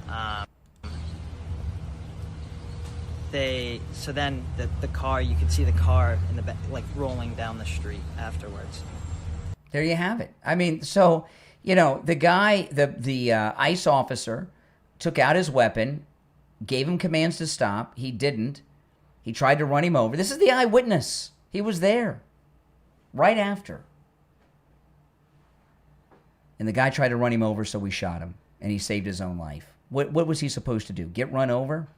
My name's Brian. This is where MAGA comes to talk. We'll take a quick break and be back with more. If you'd like to call in, please do. The number's 888-465-2631. 888-465-2631. We'll be right back. You're on the air. What's your name? Where are you calling from? Oh, Brian, this is Joan from Tampa Bay. I just got to say, Jupiter Joe Thomas, I called him. I almost fell off my chair. A 5-year annuity. I get a hefty monthly allowance, and I don't even touch my principal. I thank you, Joan in Tampa Bay, for taking my advice. And those of you out there that have not yet done it, take advantage of the no-charge consultation that Jupiter Joe Thomas offers. I'm going to give you the number. It's 561-743-0999. 561-743-0999. And online, jupiterjoe.com. And Joan in Tampa Bay, I think you might be the new Jupiter Joe Thomas commercial. Well, it's a win-win situation. You never lose your principal. Exactly. Yeah, guys. Again, the number for Joe Thomas, 561-743-0999. 561-743-0999. And online, jupiterjoe.com. How would you like to find your next great read without wasting hours digging through millions of mediocre books? You could do just that at NovelHolla.com. NovelHolla.com is an ebook store built for readers who care about quality. Unlike massive online bookstores that overwhelm you with endless choices, every title is selected with readers in mind, so you can spend less time searching and more time reading. And at NovelHolla.com, when you buy a book, it's yours. You're not locked into a proprietary platform or forced to use a specific device. Just download your books, read them where you want, and even share them with your friends and family. And best of all, great books aren't expensive either. Every book at novelhollid.com is just $3.99. There's also a subscription plan for just $5.99 a month. Stop sorting through millions of books that you'll never read when someone else has already found the good ones for you. Visit novelhollid.com right now. That's NOVELHALLA. Novelhollid.com. A curated library of books you'll actually enjoy. Novelhollid.com.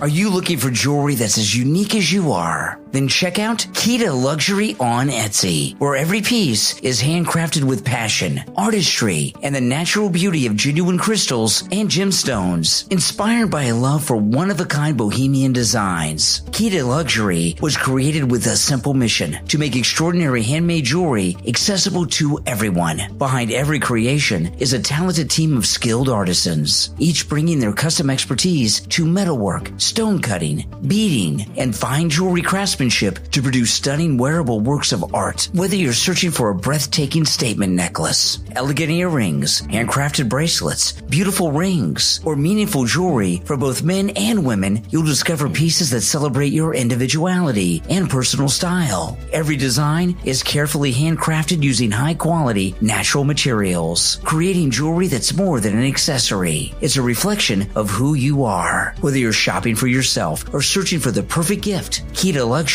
offers timeless handcrafted jewelry designed to inspire, delight, and be treated for years to come. These healing crystals are some of the best healing jewelry on Etsy. Visit KetaLuxury.etsy.com. That's KEETA luxury.etsy.com. KetaLuxury.etsy.com. Handcrafted jewelry that tells your story. KetaLuxury.etsy.com.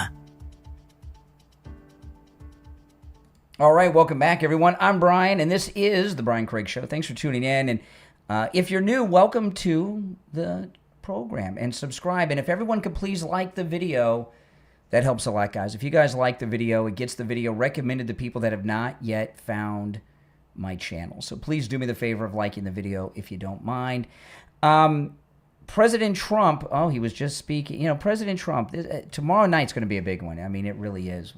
I don't know what it is for sure. There's all these rumors and everything. We'll find out for sure tomorrow night, but it'll be the talk of the nation Friday morning with me, no doubt. But here's the president. What they've done to this country and what they will do to the country, if we don't win the midterms or win the election, everything that I'm talking about, you can just write it off because it'll revert back to open borders. It'll revert back to ridiculous high interest rates. And again, we should have the lowest interest rate of any country anywhere in the world because we make them all sing. But since I took office, defense investments in Pennsylvania are up by... Yeah. I mean, what the president's talking about here, he is so right about this election. The Democrats have always been wrong. But, during the time of Bill Clinton, for example, the Democrats were really bad when Bill Clinton was president. I mean, there's no doubt about it. And Bill Clinton was a sexual predator, literally, not figuratively at all. I mean, Lewinsky may have been consensual, but not everyone was. Juanita Broderick and Kathleen Willey and others. But the Democrat policies of the Clinton era, for the most part, not all, but for the most part, the Clinton policies were like uber conservative ideas compared to now. I mean, what the Democrats have become now is a 100% Democrat party that is a communist party with everything that's going on. And, that's one of the reasons liberating Cuba, which is finally going to happen, is so important because, it is going to happen because the president wants it to happen. And Marco Rubio, who's a Cuban American whose parents fled Cuba, Marco Rubio is going to be the most historic Cuban American this country has ever had. And it is his mission to liberate Cuba. And it's going to happen. He was talking about it. Listen to this. This is back in May. At the end of the day, they got to make a decision. Their system doesn't work, right? Their economic system does not work. It's broken. And you can't fix it with the current political system that's in place. They just don't comprehend how to do it. And it's a failed state. Like, their economy and the model they're trying to follow in Cuba doesn't resemble what anyone is doing anywhere in the world. I mean, there are other ways to do it that can provide. See, yeah, and you know, and the thing about the liberation of Cuba, it's going to when Cuba is liberated, and media go to Cuba for the first time freely and show it, it's really going to wake up this country to communism and how evil it is.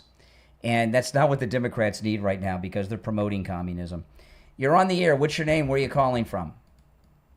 Hey, Brian, it's Steve from New York again. No, it's one call per show. All right. So call me on another show, which could be tomorrow morning, it could be tomorrow afternoon, it could be on the weekend, but it's one call per show. That's basically the only rule I have, guys. I mean, you know, you got to have some rules, and that's certainly one of them. The rest of you on hold, hang in there. There's a few more things I want to get into so we can get the conversation going. We don't know 100% what the president's going to talk about tomorrow night, but the Democrats, you heard it with Doc, and you hear it with the media. The Democrats think it has something to do with the election, and if you haven't noticed, they're in a panic. They're in a panic about whatever his announcement's going to be tomorrow night, but they're also in a panic about the Save America Act because they know the Save America Act is going to pass now. And this is Debbie Wasserman Schultz today. When this bill came out of our committee, I thought it couldn't get any worse. Yet stunningly, Republican leadership attached President Trump's racist voter suppression bill to it, caving to far-right extremists who held the House floor hostage. I'm voting no when this... Okay. You know, this blows my mind. Now, Debbie Wasserman Schultz is a South Florida congresswoman. She's infamous down here, okay? And the Republicans in Florida, we did our redistricting a couple months ago. Her district no longer exists. She has been redistricted out of office. Okay, so what she's done is she's running in a district a little bit north of her, in a part of town that she's never traveled in before, and she's running in a black district. And there are several candidates running, all of them black, including Luther Campbell from 2 Live Crew, who's pretty popular there. Remember 2 Live Crew?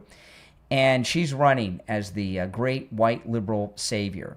And she's out here calling Trump a racist. She's disenfranchising the black people in this black district because the black vote is split so much with these other candidates. She's favored to win because she's the only white person winning. So she's calling Trump a racist, but she has made sure, if she's successful, hopefully she won't be successful. I'd like to see her lose. But what she's trying to do is make sure a black person does not get elected in that House district, that she gets elected. And that district she's in is over 90% black. And she's running. And she's from the whitest part of South Florida, right? The whitest. There aren't even any Spanish speakers. To find an area in South Florida where there are no Spanish speakers is not an easy task. But Debbie Wasserman Schultz has done it. And she's calling Trump a racist while she's working hard to make sure a black person doesn't get sent to Congress. So who's the racist, Debbie? Oh, my goodness. But yesterday in the Oval Office, President Trump was talking about the Thursday night speech. Really big news. It's really, really big news. And our country has to shape up. But that's what we're going to be talking about Thursday is it doesn't get bigger because without free and fair elections, you don't have a country. We'll be discussing other things too, but it's going to be a very big announcement. Yeah. Wow. He wanted to say it right there. You could tell. I mean, he really did not. He doesn't want to wait until Thursday, and I think he really wants to spill the beans now.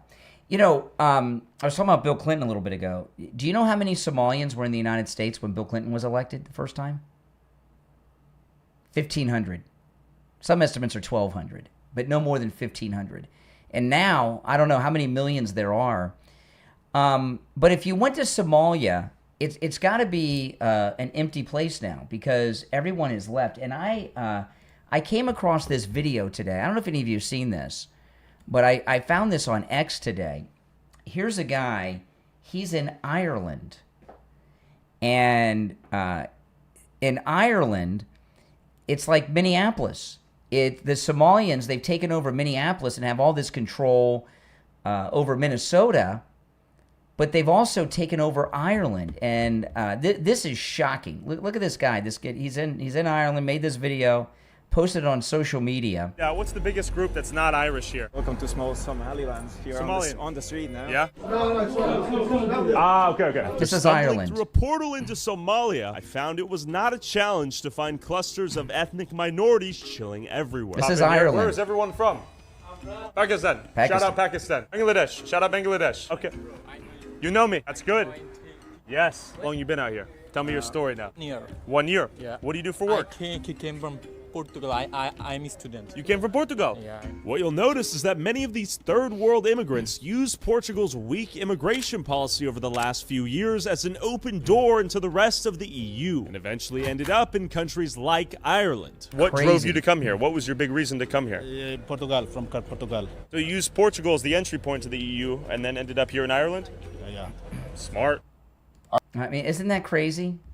It's really sad. So it's not just here; it's all over the world, you know. And what they've England, the UK, Ireland, probably gone, right? I mean, there's probably next to nothing that can be done to save it. And it's really, you know, and it's not that we're against immigration and legal immigration, but when you have uncontrolled and unregulated immigration. And you see here in Ireland, it's like here in this country, people come here from other countries. They find these back doors over there. It's Portugal. Over here, they claim climate change, and then they got let in. You know, can you imagine? And then they come here, and they don't learn the language. Those guys could barely speak English. They were like mumbling, right? They couldn't even hardly speak English. Yeah, Somaliland. You know, that's all they can say. They can't even say Portugal right. Right? I mean, you know, they don't learn the language. They don't become a member of that country. They don't learn the culture. They assimilate it like the Borg. And that's why, you know, President Trump has done so much, but what he's really done is save Western civilization. And that's pretty shocking to me. I mean, you think it's just London. It's not. Now, you know, 2 days ago was the 2-year anniversary of the day that the Never-Trumpers tried to assassinate President Trump. And the widow of Corey, the firefighter who was killed by the assassin, she gave an interview to News Nation. Here she is. Crooks himself remains shrouded in mystery. Authorities still haven't publicly identified a motive for his attempted assassination of President Trump. You've expressed belief that the gunman, Thomas Crooks, didn't act alone. I don't believe there was another shooter there, but I believe that he was working with somebody. I believe it was an inside job. Wow. You know, her whole life has been not just altered, but revolved around Butler. So she's I'll play the whole thing, but Corey's widow believes that Butler was an inside job. What does that mean? Was the Secret Service involved? Was Homeland Security involved? You know, the Biden administration made sure that President Trump had a weak Secret Service detail. Remember the one girl who couldn't find her holster? She couldn't holster her weapon after the shooting. Remember that? That's the quality of people they had there. The gunman, Thomas Crooks, didn't act alone. I don't believe there was another shooter there, but I believe that he was working with somebody. I believe it was an inside job inside the government somewhere. And this was political? Oh, yeah. Political. Absolutely. Yep. Have you seen evidence to that? Oh, I've been told things, but I've had something that happened with me that just afterwards, and you're starting to put the pieces together, it just made total sense. What will help give you closure? Well, I mean, that's crazy. Oh, by the way, thank you for the super chat. I appreciate that. I'm a bit I can't read the rest of it because it's cut off, but thank you for that $10 super chat. So she said she's been told things. So I'm assuming these are people that are in the know, right, in the government today that have told her some things that have led her to say that, hey, something's not right here and that this was an inside job from the government. Pretty scary. So then he asked her, well, let me just rewind it because I want to hear the whole thing. What will help give you closure?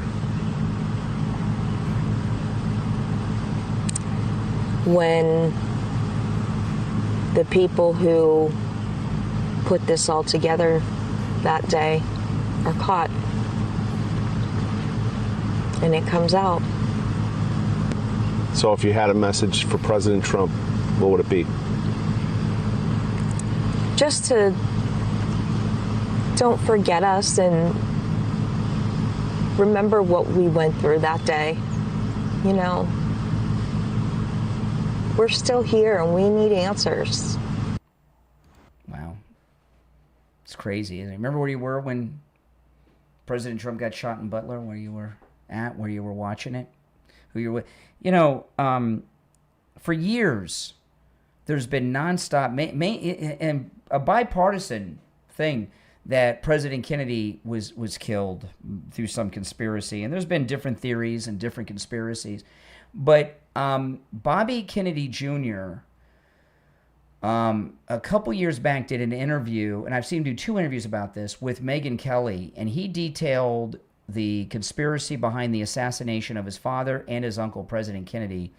And they were both taken out by the powers that be, the CIA, he said. And he said that it was all about Vietnam. He said his uncle was pulling out the advisors from Vietnam. He got shot and killed in Dallas. Johnson sworn in. The next day, Johnson escalated what we were doing in Vietnam. He said his dad was running, and his platform was getting us out of Vietnam. They killed him. He was expected to win the presidency. Nixon got elected. And, of course, Nixon escalated the war in Vietnam, right? You know?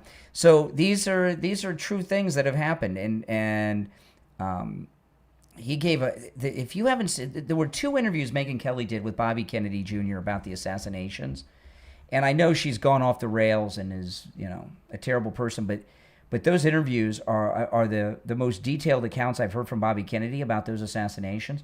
And he talked about his dad. His dad was actually, this is Bobby Kennedy. He says his dad was shot in the back by his own bodyguard, who was CIA. And he said, Sirhan, he said, Rosie Greer, there was an Olympian and a third man I can't remember. They saw the gun and grabbed him. And the gun was facing the ceiling, that it wasn't even pointed. And he goes through all the details of it. And everyone has accepted conspiracy in both parties for both Kennedys and Martin Luther King, too. But with Trump, nothing to see here. Move on. Move along here. Nothing to see here. No. This happened for a reason. And, you know, that roof was so low that, you know, the people standing on the ground saw it. Of course, the Secret Service that were there saw it. And, you know, Bobby Kennedy knows so much about the assassinations of his dad and his uncle because it's family and people tell him that are in the know over the years. And that's how he comes to those conclusions. Those are educated opinions that he has.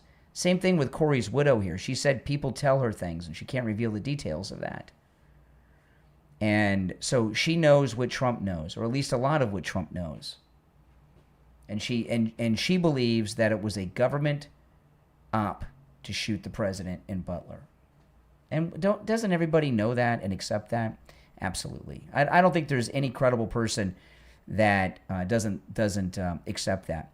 All right, my name's Brian. This is where MAGA comes to talk. I want to take a quick break. If you'd like to call in, please do. The number's toll-free, 888-465-2631, 888-465-2631. We'll take a quick break and be right back. On the line, we have Steve. He is a listener and client of Jupiter Joe Thomas. He took my advice. He went to see Joe Thomas, took advantage of that no-charge consultation. Steve, welcome to the program. Thank you, Brian. So tell me about your experience with Jupiter Joe Thomas and annuities. Matter of fact, 3 years ago to the day, my mom passed away. And it's when I found out that my mom and dad left me, my brother and sister, a nice inheritance. And when I heard the advertisements on your show, I said this would be a great investment because I retired 25 years ago, 2001, and I got a good pension. I'm a retired police officer. But 25 years later, that pension does not buy anywhere near what it bought 25 years ago. I heard about Joe and how I could increase my income with these annuities. It battled the inflation because my pension was just not buying and taking care of me as it did 25 years ago. And Joe and his family, his daughters and his son, they were so nice and accommodating, and they asked me what my goal was, and my goal was specifically to get a monthly mailbox money checks from these annuities. And the second thing was to leave a nice inheritance for my kids like my parents did for me. And he was great. I can't say enough about him. You did something with your inheritance so few people do. Most people get that inheritance. They buy a new car, they buy a new house. You got it in annuities, and now you've got that guaranteed income each and every month for the rest of your life. You got that right, and I'm telling you, it's a godsend. I can't thank Joe and his family enough. Well, listen, give Jupiter Joe Thomas a call. Take advantage of that no-charge consultation, just like Steve did. 561-743-0999. 561-743-0999. And online, jupiterjoe.com. All right, welcome back, everyone. And no matter where you're located, you can take advantage of that no-charge consultation. 561-743-0999. Give Jupiter Joe a call. All right, so if you're on hold, hang in there. If you'd like to call in, the number is pinned in the live chat, 888-465-2631. You're on the air. What's your name? Where are you calling from? Hey, Brian, this is Sean from Massachusetts. Oh, hey, Sean. Well, this whole thing with Corey Compatore and Trump and Butler, it's all the same people. And, I remember the day it happened, and I called you. You went into the studio, an emergency studio. Oh, on Saturday. Session. Yeah, I went and did a Saturday evening show with the radio station. Yeah. Yeah, and the first impressions and the stuff that I was explaining to you, what I saw, first impressions of what people saw on the ground and everything. And nothing adds up, of course. And I think that, his widow has every right to dig into this, to keep it going. And this is, like you said, this is going to be a part of her life forever. And the same people are all involved in this. And I think, when Kennedy got shot and his brother, they, not just Vietnam, but the whole thing with the central bank and the gold reserve system, and so many different agendas that are associated with what happened back then. Anything that would help the American people. And I'll tell you some proof that Trump is into the conspiracy. If you notice, with the death of Lindsey Graham, regardless of what you guys think about Lindsey Graham's death, whether it was natural or induced, look at what happened. When Lindsey Graham died, you had all of these rhino snakes trying to get that, Nikki Haley and others, they were trying to get that appointment from the governor to replace Lindsey Graham in the Senate, and Trump got involved and got Lindsey Graham's sister to get the job because he didn't want any of those rhino snakes making the way in there. Yeah, it was a smart move. See, that's the difference between Donald Trump and any other Republican or any Democrat president, is that he thinks so far ahead of the game. He knows exactly what they were going to do, because we can't have these snakes in our garden. It's not going to happen anymore. And with Donald Trump at the helm, it doesn't happen. He's not going to allow this. Everything he's been doing. I mean, look what he's doing. How he's handling the foreign affairs with Iran. But you know what really blows my mind though is, like we're talking about this Corey's widow and the assassination. And somebody just left a comment on YouTube that and you hear this all the time from the left. All of Trump's assassinations were fake and staged. None of them are real. And I guess they tell themselves that. How can you believe that? We got a dead man here and the widow on television. Trump set this up where he got shot by a marksman and then got a man killed and two others shot in the audience. Come on, I don't think so. Well, it's simply because it's him, and they feel like the range left and all the haters. Of course, they're gonna say that because they're gonna say everything he does is fake and everything isn't real. It's just disingenuous. All this other crap that they keep throwing, and they've been throwing it at him for years. Ever since he went down that escalator, they've been trying to delegitimize him no matter what happens. They just can't garner any sympathy. They're nothing for it. And you know what? And it's unbelievable that they can. If this were anybody else, of course, they'd be all they'd be headlining this and everything else. And I mean, everything that they try to do with this killer and Butler what they did with him too, with his register. Look what they did. They tried to do with the Thornton thing, where they're trying to say it was a Republican that did it. You know, he registered just to vote for Nikki Haley to get the primary. You know, he did all these things, and then every Democrat everywhere is saying, "Oh, look, he voted Republican." No, exactly. This is what they were trying. They were trying to do everything they could to take it off of them.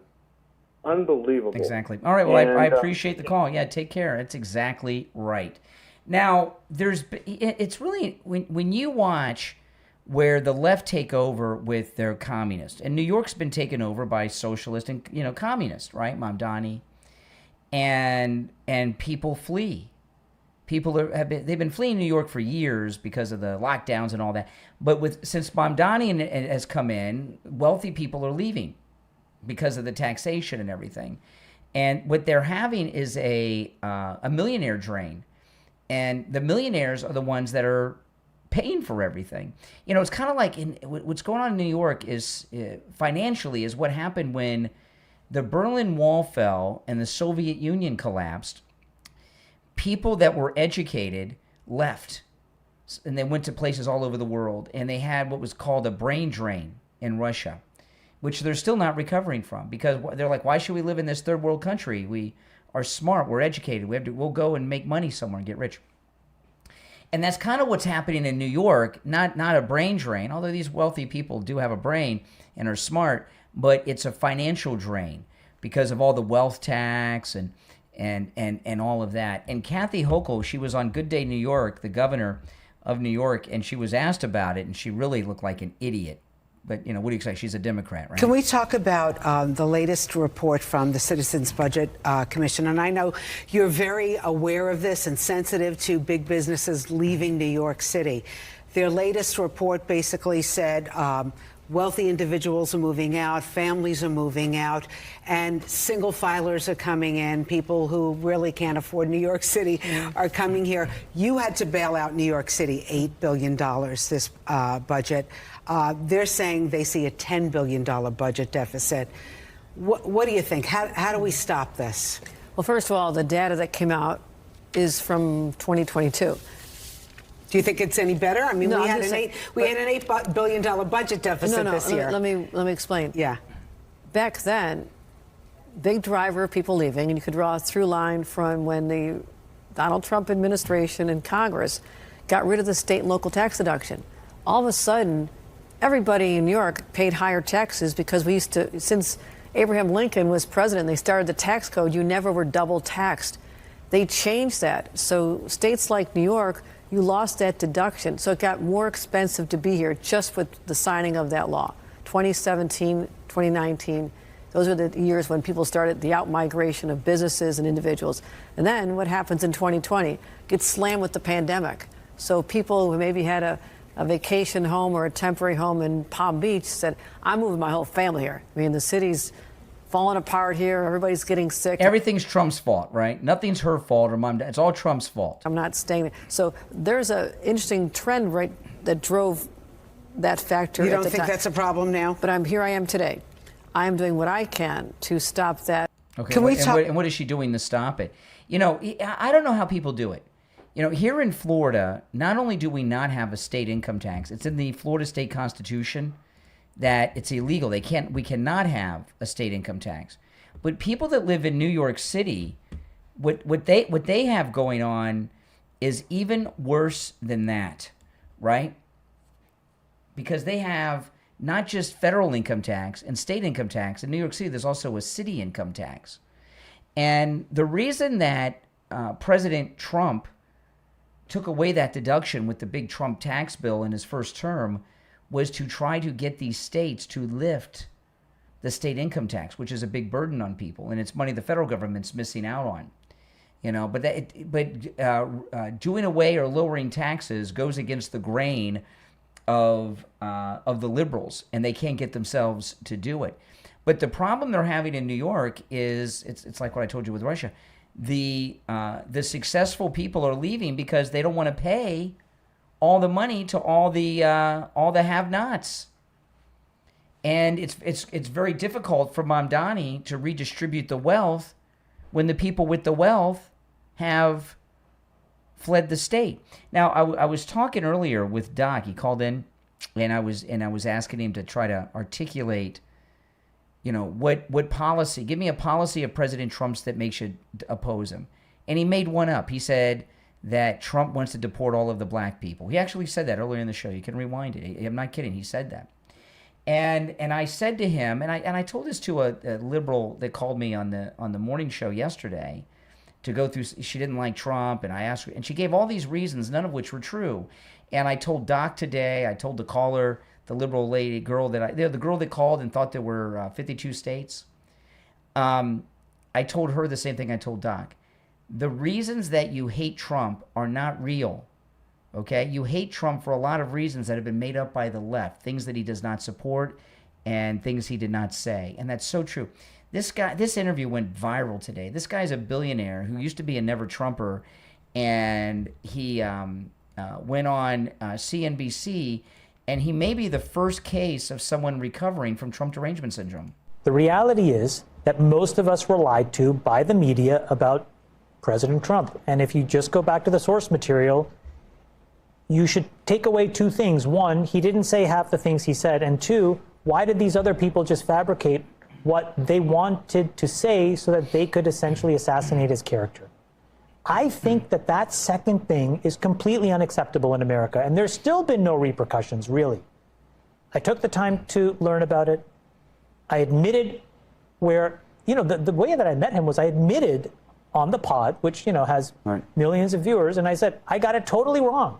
Because I went and I watched Charlottesville. And the first person to call me? Who was it? President Trump.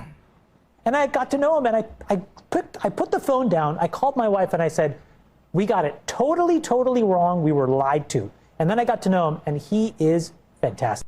Yeah. And what he said is true. It's like all these callers, when I ask, well, what is it about Trump's policies? Name his the people that don't like Trump, they don't like him because of a lot of things that they think he said that he never said. And things that policies that he supports that he doesn't support or proposed. And I think more of them realize that than let on. Certainly people that listen to this show, right? People that listen to this program, I think that are liberal, they know they're wrong, but they're gaslighting themselves as usual. Jessica Tarloff on the View, she her job is to basically be the foil, the punching bag of everybody else, right? And I have not watched The Five or Jessica Tarloff in a long time. It's been so long. Last time I saw her was before she had this god-awful cosmetic surgery. I mean, look at her face. I mean, she looks like she's had a face transplant, really is what she looks like.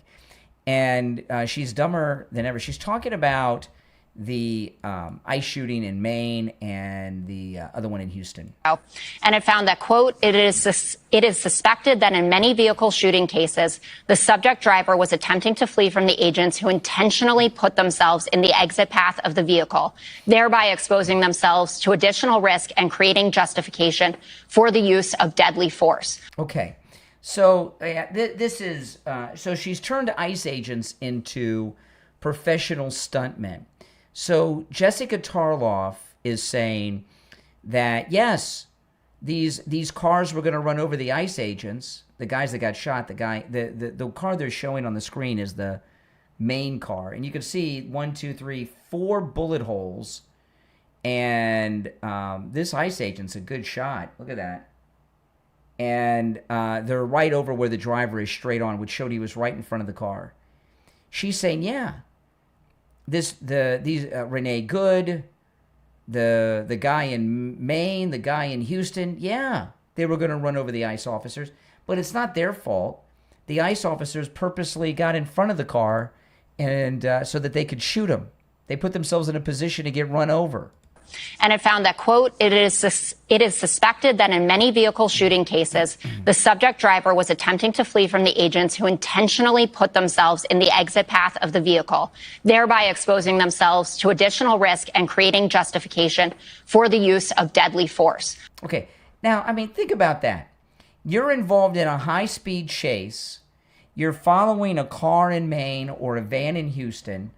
In a high-speed chase, they're being erratic. It's a car filled with illegals, okay? They're refusing to pull over. You somehow get them to stop the vehicle. Maybe you've boxed them in, but you want to shoot one of them because you're like a serial killer or something.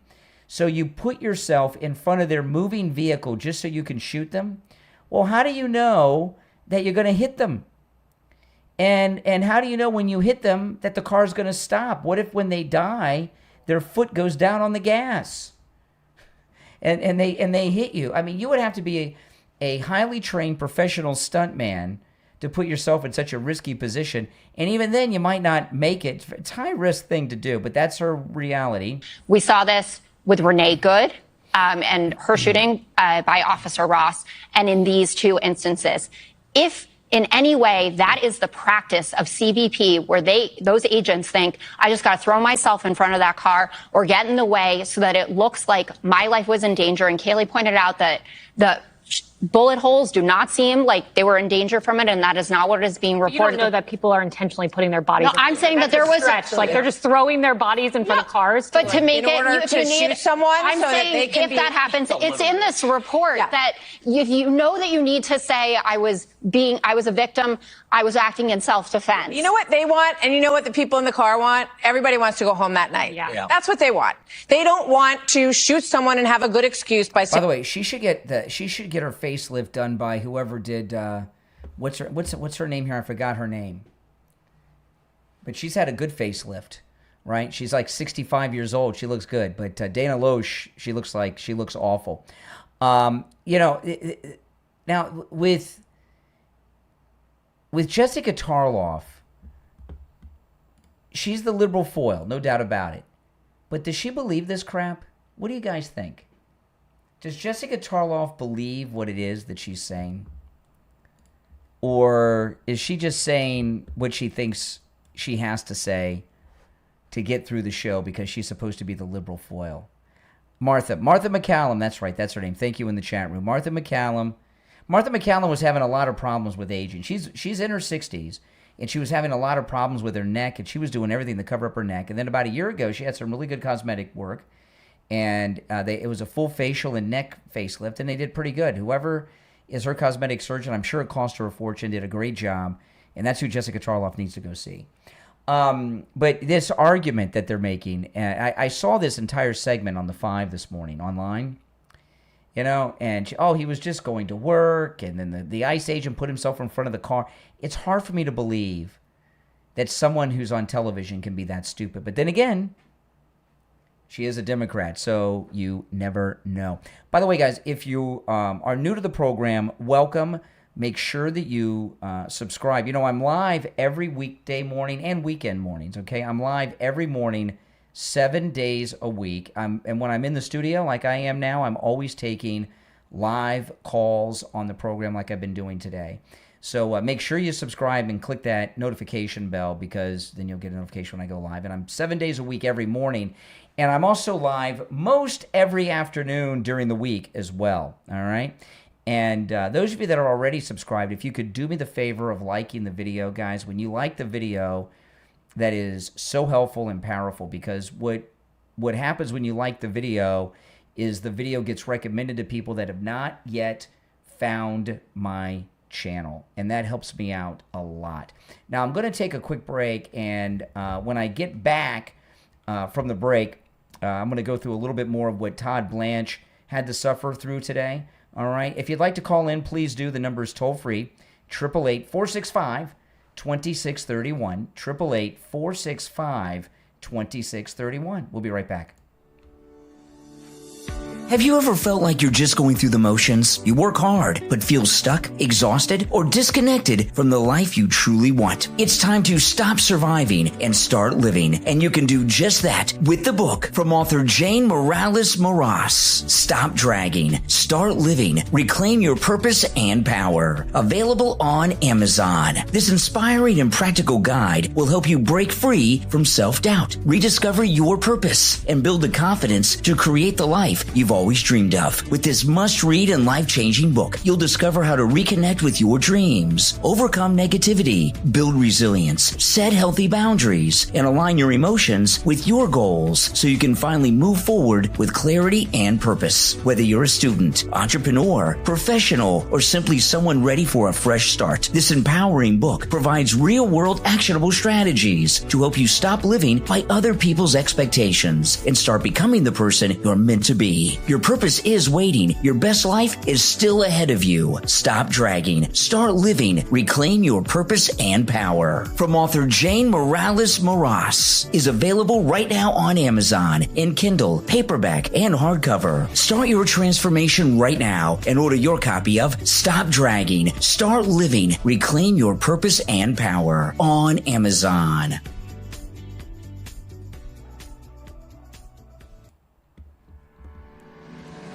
Are you retired and wondering what comes next? Your experience still has value. Your passions, hobbies, knowledge, and skills could become the foundation of a profitable online business. At retirementprogram.org, you'll discover a practical internet marketing strategy designed to help everyday people just like you create additional income from what they already know. With retirementprogram.org, you'll learn how to build your very first website, even with no programming experience. Discover the basics of getting your website found on Google. Learn to attract targeted visitors and turn that traffic into revenue. This free step-by-step guide explains how to choose a topic, create useful content, improve your search rankings, and explore proven ways to make money online. Retirementprogram.org isn't about getting rich overnight. It's about investing a little time each week to build something that can grow over time and provide an additional source of income during your retirement. Your dream career may not be behind you. It could be just beginning. Visit retirementprogram.org today and get your free guide and share the link on all your social media so your retired friends can join in too. That's retirementprogram.org. Life can leave us with a lot of questions. Why did this happen to me? Why do I keep repeating the same patterns? And where is God in all of it? If you've ever asked those questions, you need to tune into the Healing Philosophers podcast with The Healing Philosopher on Spotify. Through honest conversations and real-life experiences, each episode explores topics like healing from past hurts, generational karma, letting go of what's holding you back, understanding narcissism, and discovering how God can use even life's hardest moments for a greater purpose. The Healing Philosophers podcast is about finding hope, growing in your faith, and realizing that your story and every season of your life has meaning. Add the Healing Philosophers podcast to your Spotify playlist and make sure to share the podcast on all your social media and invite your friends and family to listen in too. Your share could be exactly what someone else needs right now. The Healing Philosophers podcast with the Healing Philosopher on Spotify. Healing starts with one conversation. Listen now on Spotify. All right, we're back. I'm Brian. Thanks for tuning in, everyone. You know, that first truck driver, the illegal truck driver, he killed 3 people here in Florida. He got sentenced yesterday to just over 4 years. Can you imagine? He's in the country illegally, right? He's illegally driving a semi-truck on the road, interstate. He kills 3 Americans. He gets 4 years? What's that about? At least he's doing some time, but that's not enough. You know, I mean, everything about the guy was illegal. And it really woke the country up to something that I don't think most people knew. And that was how many illegals were on the roads. And, you know, since that happened, that crash was in Florida, on the Florida Turnpike. Since that happened, when I drive on the Turnpike or I-95 here in Florida, I've seen the Florida Highway Patrol, the Florida State Troopers. I never see one of the troopers not pulling someone over, and it is almost always a truck that would require a CDL license. Here in the state of Florida, they have really been cracking down. They're pretty much stopping every truck, it seems to me, and checking the drivers, and they've been doing that since that happened. And I don't know how many truckers they've caught doing that, but they have. And, you know, and not only because of the loss of life, because they're not properly trained and they don't know how to drive, you know, the jobs that they've taken, right? Because I remember when I was young, you used to see these ads all the time for truck driver. Be a truck driver, become a truck driver. And the illegals have been taking those jobs. And the jobs that Americans can get, the salaries aren't what they should or could be because they got the illegals coming after them. And we've heard stories about illegals driving the Haitians in Ohio, and they don't have to drive. When I go to Miami, you can see it. When I go down to Miami on I-95, and a caller on the morning show today, she called and asked, how did I learn how to drive? And the way I learned how to drive, I wouldn't say anyone really taught me, but I watched my parents my whole life. And when I got my first car and driver's license, I was 17. My parents made me wait. They didn't let me get a car when I was 16. I was so pissed, but it was probably a smart thing, right? But when I got my first car and was driving at 17, I was driving home to school and to my job I had at the time, but in the neighborhood that I lived. So I'd been driving in that neighborhood as a passenger with my parents for years. And then I did have a restricted driver's license where I had to have an adult in the car. So I would drive around with my parents in the neighborhood. So by the time I was, driving on my own, I knew the rules of the road. And you go into Miami where there's a lot of illegals in Miami. You can tell they don't know how to drive because they've not grown up down here. They came here and just were given a driver's license and a car, And I had a guy a few months ago. I think I talked about this on the show when it happened. I was pulling out of a gas station and I was waiting to make a left turn. And this was a big left turn. I had to go across 4 lanes of traffic and there were cars coming in both directions. And I was just about to go. This guy behind me just swerved around me and cut me off. And he had a Haitian flag bumper sticker in his rear window. And the guy, it's not that the guy was a jerk. He didn't know the rules of the road because he wasn't properly taught how to drive. He came here from Haiti, I'm guessing, and gave him a driver. Who else would do something so stupid? He could have caused a multi-car accident there. Luckily, I'm a skilled driver, and I was able to avoid it and hit the brakes quickly. But that's what is going on with these truck drivers. They're not just taking jobs; they're killing people. I saw a story earlier this week where a truck driver in another state killed some Americans. It happens all the time. Well, the president made some comments about this just a little while ago. Listen to this. The administration will soon take historic action to get illegal alien truck drivers who are just killing a lot of people. They can't read signs. Many of them are on drugs or alcohol, and they shouldn't be driving these things. And they came in totally illegally, and we don't want them, but they are driving all over American roadways, and we're going to replace them with proud American veterans who are going to take our veterans, who are going to make them, we're going to teach them a lot about driving trucks, and in many cases they know. We're going to say any American who's driven a heavy truck for our military will automatically be eligible for a commercial driver's license. So we're going to get them taken care of. Yeah, that's great. I mean, that's and you know what they'll do is not only make the road safer, but they'll make being a truck driver the kind of career that you can have again,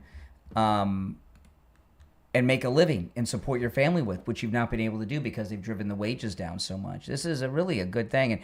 And I don't think maybe people that work in the trucking industry knew, but I don't think people generally had any idea how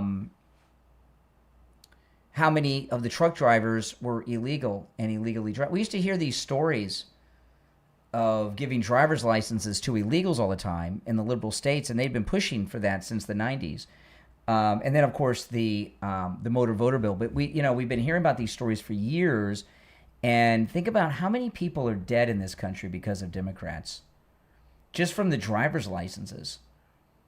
It's really crazy. And the Democrats, they just don't care. All right, if you'd like to call in, the number is pinned in the live chat. Let's go. You're on the air. What's your name? Where are you calling from? Yes, this is Steve of Staten Island. Hey, Steve, what's up? Okay. The thing is when you were talking about the people with the driver's license, my wife and I were in an accident, and the thing was the driver was a good driver, and the thing is the woman ran a red light and hit us sideways.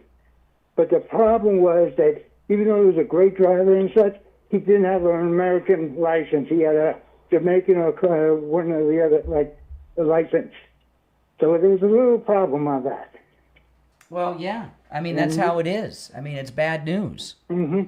You know, Exactly. you get in these situations.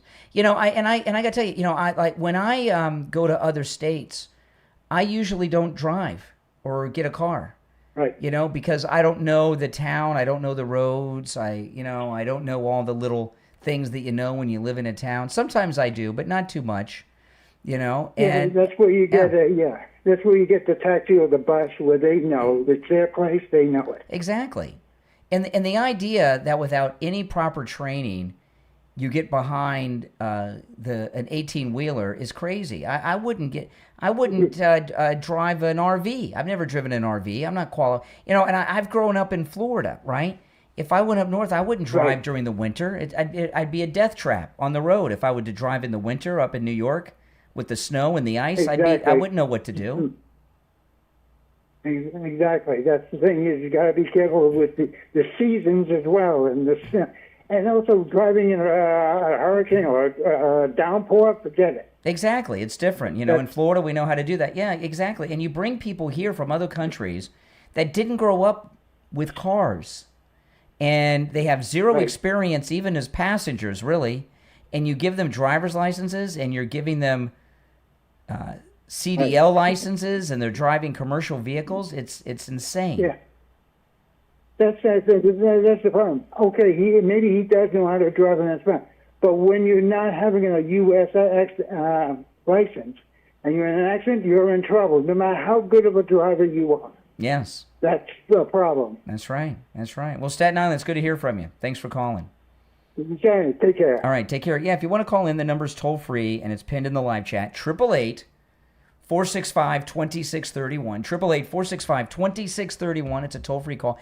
So Tom Blanche, he's going through his confirmation hearing, and it's so ridiculous. I mean, he's going to get approved. First off, you know, he went through the Senate last year to be Deputy Attorney General, so he's already gone through the confirmation process. But the Democrats got to get their digs in, and she's the worst. Listen to questions. Hirono. Since you became a legal adult, have you ever made unwanted requests for sexual favors or committed any verbal or physical harassment or assault of a sexual nature? What kind of question is that? Right? You know, it's one thing when they ask ridiculous questions from false accusers, but I've never heard a question like this. Let's listen to it again and hear Todd Blanche's response. Questions. Since you became a legal adult, have you ever made unwanted requests for sexual favors or committed any verbal or physical harassment or assault of a sexual nature? No, Senator. Have you ever faced discipline or entered into a settlement relating to this kind of conduct? No, Senator. Mr. Blanche, over the... Okay, I mean, you know, and the... And have you ever heard anything like that before? I mean, this is that's some pretty outside the box liberal perversions going on there. But you know, the thing with that is it implies that you've done something wrong, right? It implies you've done something wrong because she's asking you about all of these hardcore sexual violations that you've had nothing to do with, and what they do on the left is it's like they want to kick someone. It's like they're a mob, right? And they got to tar and feather someone. So you know, somebody who comes in, they're a Republican. So they ask them these questions and they tar and feather them and try to humiliate them. That's what it's all about, and it's so pathetic. And, you know, obviously we don't like all the Republicans because we got a lot of rhinos in there. But for the most part, the Republicans, they ask appropriate questions that involve the person. They don't go in there to slander them, even when they're a Democrat. And that's all the Democrats are about, is about slandering people. But with that in mind, I meant to play this. Let me pull this up because I just reminded myself of this Amy Coney Barrett thing, which I was going to get to this morning. Let me pull this up, and I didn't get to it. And it's bad. Let me pull this up. I mean, Amy Coney Barrett, should resign from the Supreme Court of the United States because she no longer is a fair and impartial member of the court. She's been totally compromised. Let me see, where did I put this? Because I was going to play it this one. Just bear with me because it's right. I just saw it. Let's see. Is it here? I'm looking for the video of it. If I don't have the video, I'll just tell you. But I think I got the video here. Okay, yeah, hold on. I got to cue it. I'll cue up the video. You know, she went to Congress yesterday with Kagan, and they went there telling Congress how much money that they want for security. So they went there for a whole security budget thing. And of course, so they got to tell all the stories of all the threats they're getting. And one of the things they left out is all the threats that they were getting were coming from Democrats, right? The Democrats. And the Democrats have been threatening the members of the Supreme Court since the Roe v. Wade decision came down. And they've been swatting them and doing everything else. And you know, we've got a major problem with left-wing political violence in the country, and the violence always comes from the left. At least it is now, you know, all of it. The Supreme Court threats, the assassination attempts on the president, it's all from the left. And, you know, what's crazy about the left with all of this is they really believe that the Republicans deserve it. That's what blows my mind. Okay, yeah, here it is. I found the video. So let me pull this up, and this is Amy Coney Barrett yesterday. Chief Justice Roberts himself referenced a rise in threats in the judicial branch in his 2024 year-end report. He specifically cited more than 1,000 threats investigated against federal judges in just the preceding 5 years. Would you talk about how the volume and nature of threats against the court has changed over the past several years, particularly following the Dobbs decision and the 2022 incident at Justice Kavanaugh's home? Has the threat level changed in 2026, and what do you believe is driving that trend? The numbers, you know, as you've mentioned, it was up 25% last year, on track for 38% this year, and those... Microphone, please. Yeah, the microphone. She's interpreting the Constitution. She can't even turn on the microphone. Sound abstract, but being on the receiving end of them is not. So I thought I would just share a little bit about how the threats have affected me and my family personally. Now remember, she's the one who gave President Trump COVID, Amy Coney Barrett. She almost killed the president in his first term. They have required me to, or my children, to think about and see things that children should not have to see or think about. One example is when threats to my life were particularly intense a few years ago, around the time of the Dobbs leak. My security detail sent me home with a bulletproof vest, and I carried it into my house, put it into my bedroom, dropped it down on a table, turned around, and my 12-year-old son was standing in the doorway of my bedroom, and he wanted to know what it was and why I had it, and I didn't know how to respond, because maybe I lack imagination, but I didn't expect that performing this service was going to put me in the position of explaining to my children what a bulletproof vest was and why I had to wear one. See, so she's been intimidated. She's afraid of the left. And that's probably why we got that birthright citizenship decision the other day. That was out of character for her because she's scared of the left. And she's making rulings based on how the liberals are going to react, how the mob are going to react. She really needs to be removed from the Supreme Court because she's been compromised. There's an impeachment process, but maybe they could let her resign, but she is not an impartial jurist. She's totally compromised, totally intimidated, and she's going to make rulings based on the mob because she's afraid of them. Pretty sad, but that's true. You're on the air. What's your name? Where are you calling from? Hey, good afternoon, Brian. This is Nick out of Baltimore. Hey, Nick. What's up? South. Hey, I agree with you. Amy Coney Barrett should resign. She's compromised. Absolutely. But I wanted to throw something out. Did you cover? I tuned in late, unfortunately. This is getting something together here. Did you cover the story? You know, none of the networks except Fox over the air are carrying the president's address tomorrow.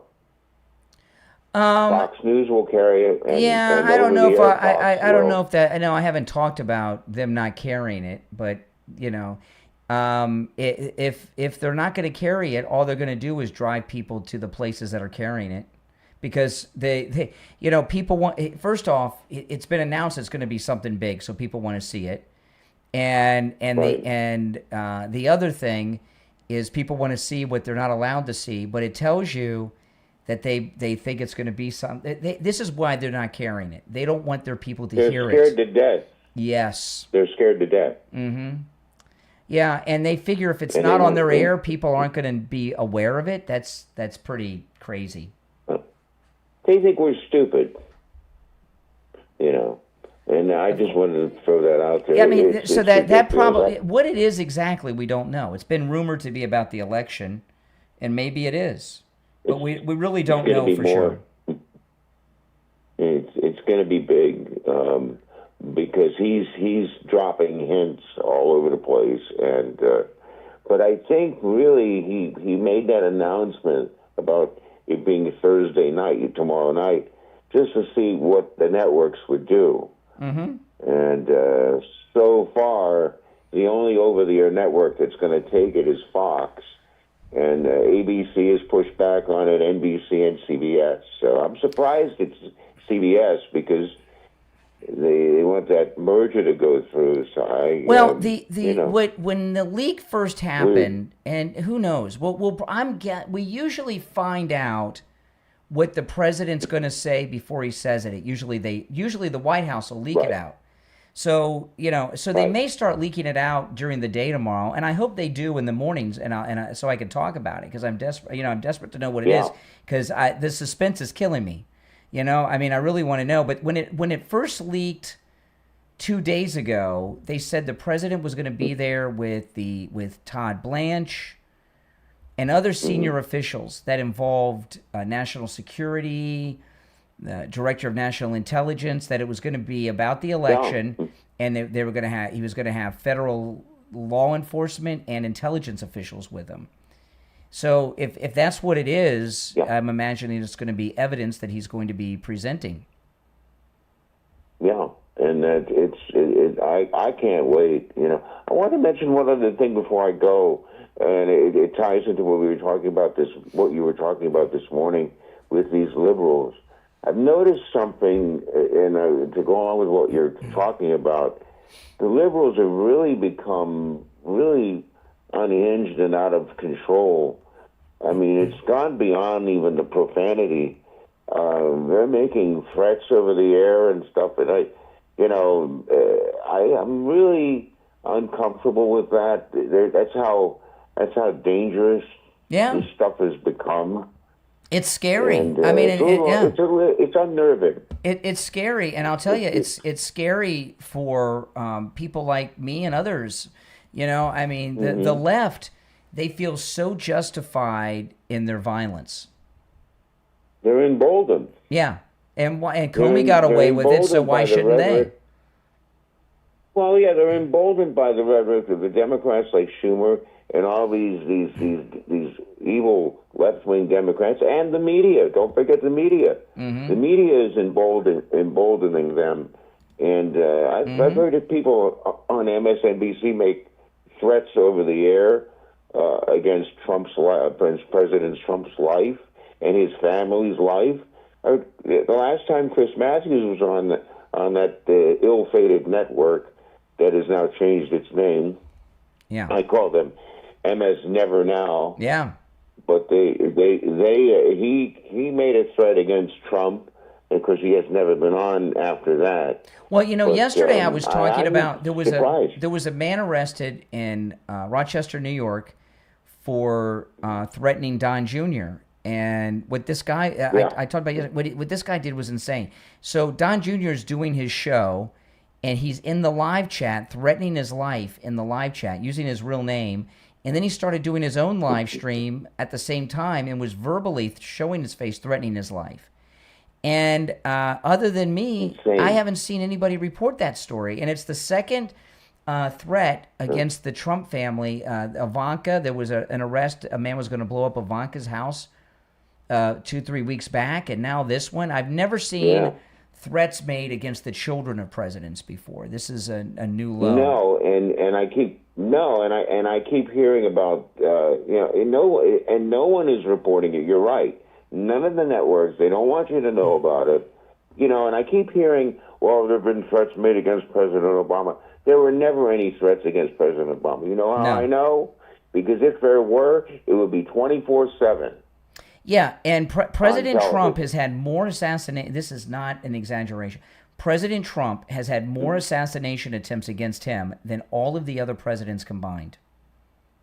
Exactly. And thank God that he's been protected and protected divinely. Well, like this thing with Don Jr. Okay, with this guy was pretty hardcore, and also this Mexican illegal who plotted the assassination attempts at the UFC fight a couple weeks back. That was a huge plot where they were planning on killing hundreds, if not a couple thousand, including the president and the cabinet. Yeah. And these are all suppressed. What about the Correspondents' Dinner? Yeah, I mean, just in the last month or two, there's been 1, 2, 3, 4, 5, just off the top of my head, in the last 2 months, 5 assassination attempts. The Iranians last week, is one of them. I mean, it's endless. Yeah, I know it's very unnerving. Anyway, great show, and I'll get out of the way. All right, I appreciate the call. All right, I appreciate the call. I wanted to play this. This is, anytime a Republican gets elected, Democrats threaten to leave the country. And they never do, except this last time. A lot of them left the country when Trump got elected to his second term. And a lot of them have returned. And I saw this today. This is a trans man, a transgendered man who fled the United States because he thought he was going to be, I don't know what he thought. He's crazy. But he left the United States and went to the paradise of the Netherlands. And he thought as a transgendered individual that he would be safer in the Netherlands than in the United States under Trump. So here he is being interviewed on the news in the Netherlands. Listen to this. It wasn't the transgendered paradise he thought it was going to be. Between here and there is a bunch of Algerians and Moroccans or whoever who think that queer people should be beaten. I think that this system where you have people just living out here that are unhappy is not good. Yeah. And do you think it's safe here? No, I don't think it's here. Oh, it's scary. It's legitimately scary. I decided that my mental health is degrading so substantially being here that I just need to get out. And the situation that I have in the U.S. as a trans person, not good, right? But here, I will be hurt or killed. Between here and... Wow. What's not good about being transgendered in America? I mean, people may not agree with it, but they're not out there, discriminating or threatening you because of it. But he's afraid he's going to be killed because the Muslims have taken over the Netherlands, like the other countries of Europe. You saw they showed the signs there in Arabic and everything else. And it's really interesting because... these liberals like this transgendered guy in the Netherlands, they're realizing, like those World Cup players a few weeks back, they're realizing how great the United States is and how tolerant Americans are. And they've been brainwashed into thinking that we're not tolerant. So they go to these other countries and they find out, well, you don't have freedom here, and they want to kill you here because of these things. And maybe he doesn't have enough money to make it back. But maybe he can get a crowdfunding campaign going. But Rosie returned home, right? Didn't Ellen DeGeneres return home? And now this trans man is desperate to get back home to the United States. I feel bad for this guy to a certain extent. I know a lot of people may not, but I kind of feel bad for him because he's been so brainwashed by the left. The Democrats have convinced him of such an alternate set of facts and reality, and he has this idea of what the country is, and the country is nothing like he's been brainwashed into thinking. And he goes somewhere else and he finds out that America is the greatest country in the world, doesn't he? Absolutely. Here's another clip of Todd Blanche today in the Senate hearing. This one is with Cory Booker. What a jerk Cory Booker is. I forgot about Cory Booker. We don't hear from him too much anymore. Department ethics rules are very clear about avoiding the appearance of impropriety. In a case like this, I don't think that's appearance of impropriety. I think that's improper. That the connected and the powerful are getting a chance to rub shoulders. It would seem appropriate that you avoid those kind of appearances and dinners like that. Every appearance or dinner or speech that I give are cleared by ethics officials. So your attendance at that dinner was cleared by ethics officials? Everything that I do. I didn't ask you everything you do. Was your appearance at that dinner You cleared? can ask the questions, but you cannot control my answers. I'm under oath, and I can answer the questions. I choose to answer them. Were you so what I will tell approved you to is when I do yes things or outside, no? when Were I do you things, approved when by I do ethics things to- outside of the department, whether it's a speech, whether it's a dinner, whether it's an event, they are approved by ethics officials. You did not answer whether that attendance was approved. Every time I go out, it's approved. Yes. Oh my goodness.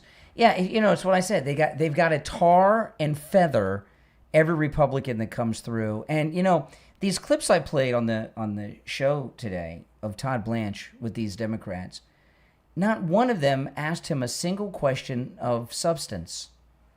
Right?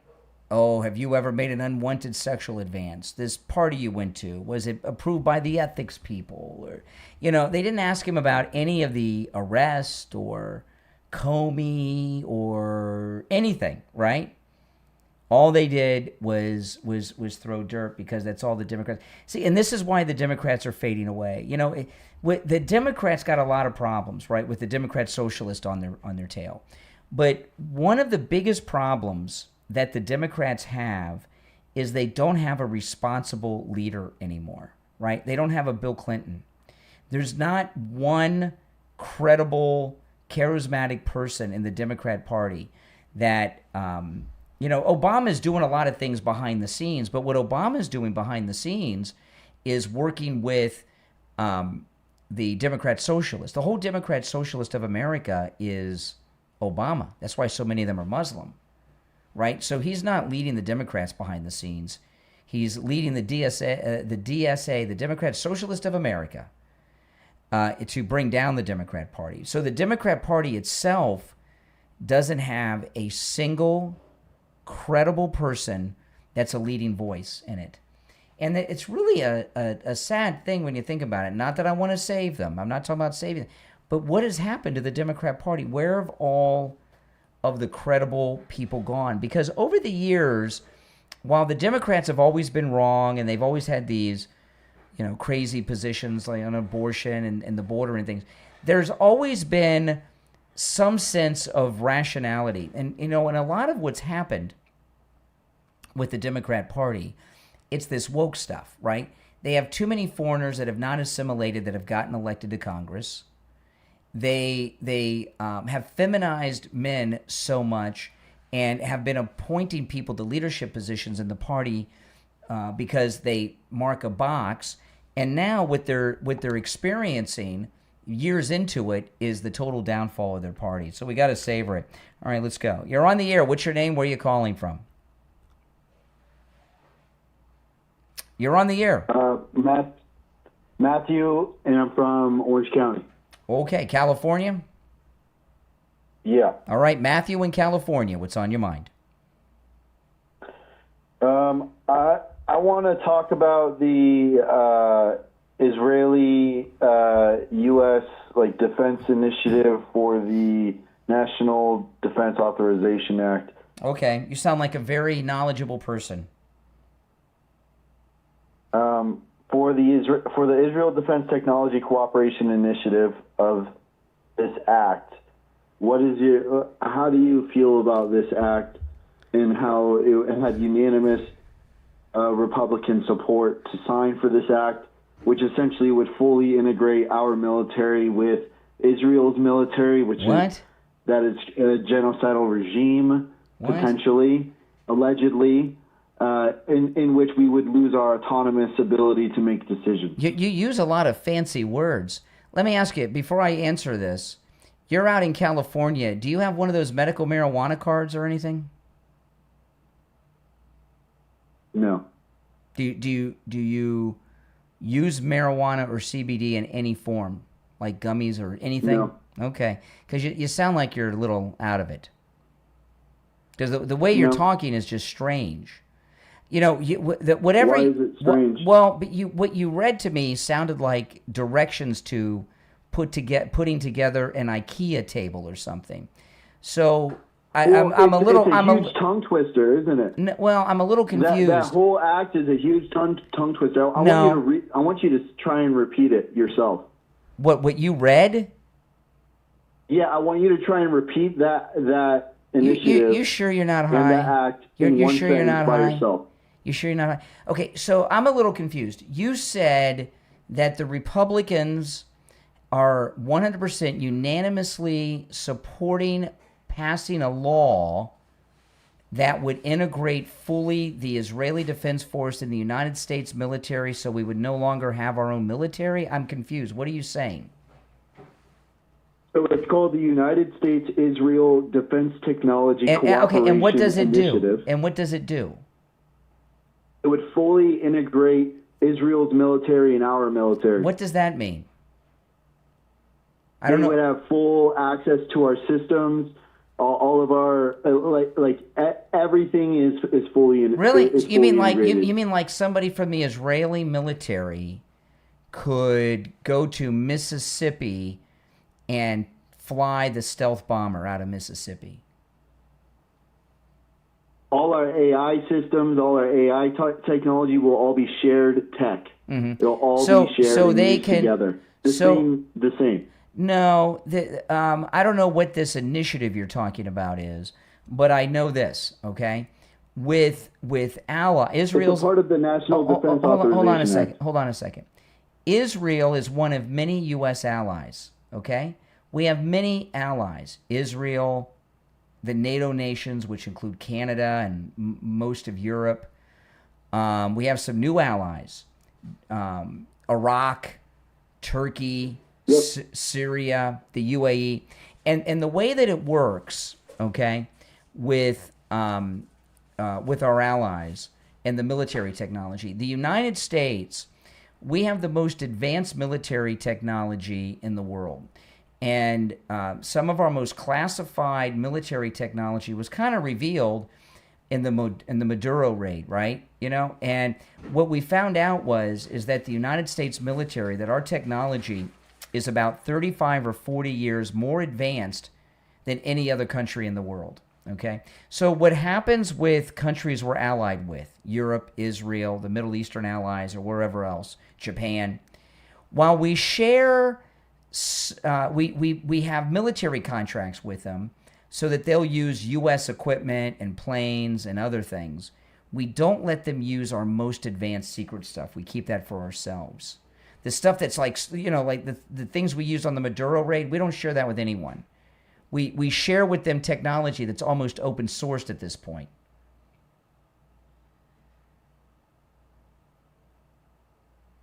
Did I lose you?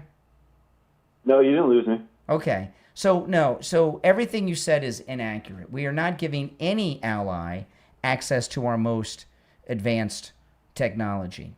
That's just something you're hallucinating. But you said you haven't read this act. If we were giving, I don't have to. If we were giving the most advanced technology that the United States has to Israel, I wouldn't have to read the act. It'd be the lead story in every liberal news outlet in the world. It'd be leading on CNN. No, it's not. We are not giving them our advanced weaponry. We don't, by the way, we don't give them, we sell it to them. But we're not. We sell it to them and they use, after we give them billions of dollars of our own money to spend on that. Okay, we give Israel money. When we give Israel money, they buy our own stuff with our own money. That's correct. We give them money and they have to spend it in the United States. So that creates. So that's just us spending money.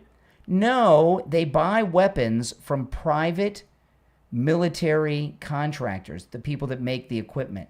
So it's creating high wage jobs. They have to spend the money in the United States. So we're subsidizing like our own military-industrial complex with a war-hungry country. A war-hungry country?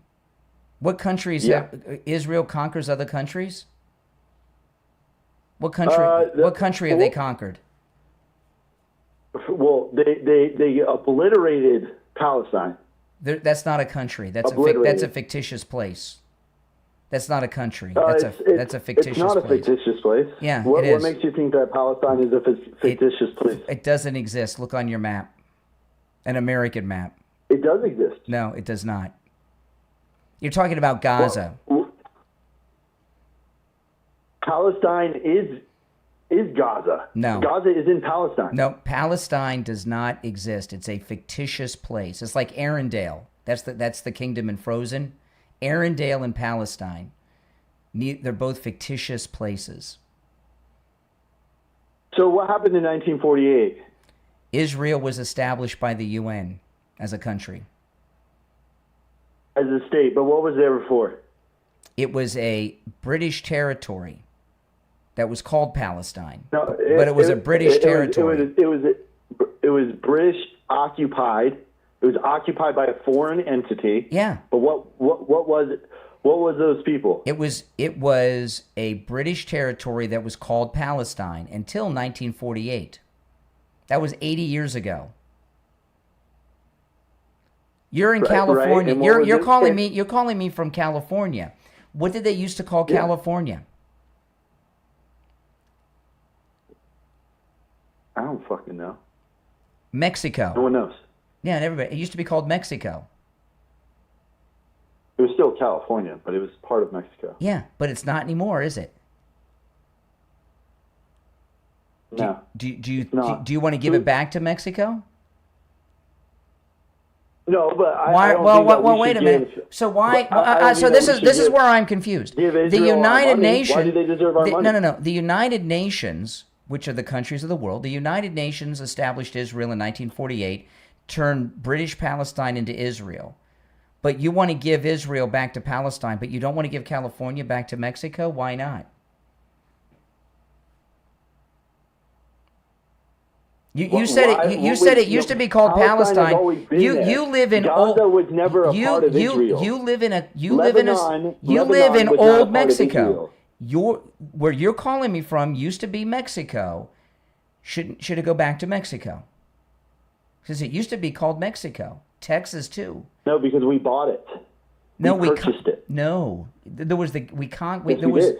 no. There was a war. We purchased it. No, there was a war. Yes, and then we purchased it. The Gadsden Purchase was a small area. No, we had a war with Mexico. We purchased California. No, excuse me. Texas fought a war of independence against Mexico, and then later they were an independent nation. They became a part of the United States.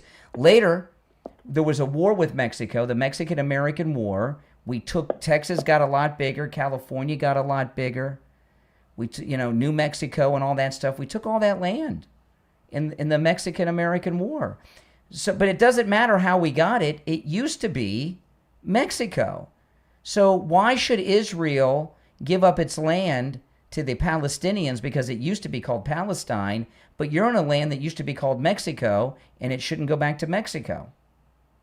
We paid $15 million for it. It doesn't matter. It used to be Mexico, and there was no United Nations then, and whatever they sold was under duress because we had the war. So should Texas go back to Mexico? Should New Mexico go back to Mexico? Should Nevada go back to Mexico? But I think that we're drifting. We're drifting far off topic. I don't want to spend time. It's my show. I decide what the topics are. And I'm talking about the I'm in Florida. Okay, I live in Florida. I'm in Florida. Florida. Yeah. Florida's been a part of a bunch of countries. Florida used to be part of the Democrat Confederate States of America. It used to belong to England. Hundreds of years ago. The Confederate States of America was hundreds of years ago? Are you sure about that? When was the Civil War? How long ago was the Civil War? Oh my God, we're going to start about the South. No. Well, no. You don't know. Okay, Florida was part of the Confederate States of America. It was once owned by France, once owned by Spain, once owned by England. So which one of these countries should get Florida? See, things change. The point of this is lands belong to certain people and places and countries at one period in history, and then it changes over time sometimes. So Israel is Israel now, belongs to the Jews. California is American, belongs to us. Canada belongs to the Canadians. Well, Florida belongs to us. Jerusalem is actually, it belongs to Christ. Mm-hmm. See, you just don't like Jews. So you don't think, No. Yeah, sure. So why should the Jews, I never said that. You didn't have to. Of course you've said it. So why should the Jews have to give up their land, but the Californians should not give their land up to Mexico? I never said that they had to give up their land. Manhattan, I said that they you're into this bind. This New York City is on Manhattan Island. It was bought. Is Gaza Israel's land? It was bought by. It was bought from the Indians for like $20 in beads. That sounds like a ripoff. Should New York be given back? Land? Should New York City be given back to the Indians since it was bought for $20 in beads? No, but we're in 2026 now. Should Gaza be? Is Gaza owned by Israel? But in 1826, Texas was part of Mexico. That's not that long ago. Is Gaza owned by Israel? Is Lebanon owned by Israel? No, I'm not talking about Lebanon. What I'm talking about is your hypocrisy. Do you know that? A lot of people believe a lot of people believe that the United States is not legitimate, that this is occupied American Native Indian territory.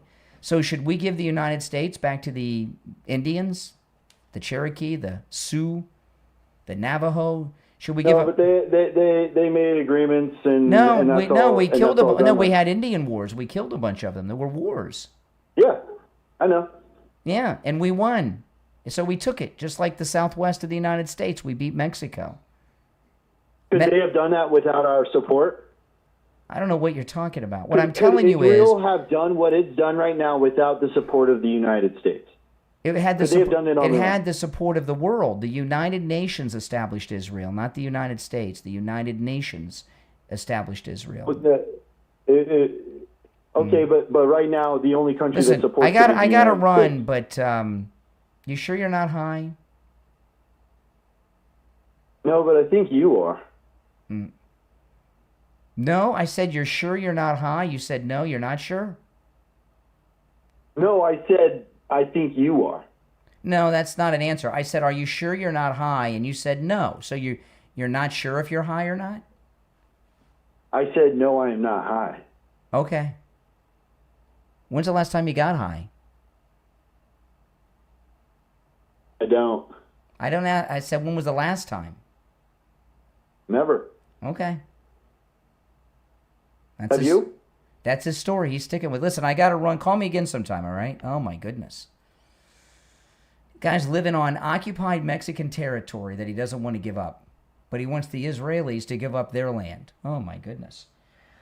Listen, if you're new to my program, make sure you subscribe, all right? And those of you that are already subscribed, do me the favor of liking the video. Liking the video gets the video recommended to people that have not yet found the channel. So when you guys like the video, it helps grow the channel a lot. And those of you that are new, I am live every weekday morning and every weekend morning. I am live 7 days a week in the mornings. And during the week, you'll catch me most afternoons, okay? And anytime I'm in the studio, I am taking live calls like I've just been doing.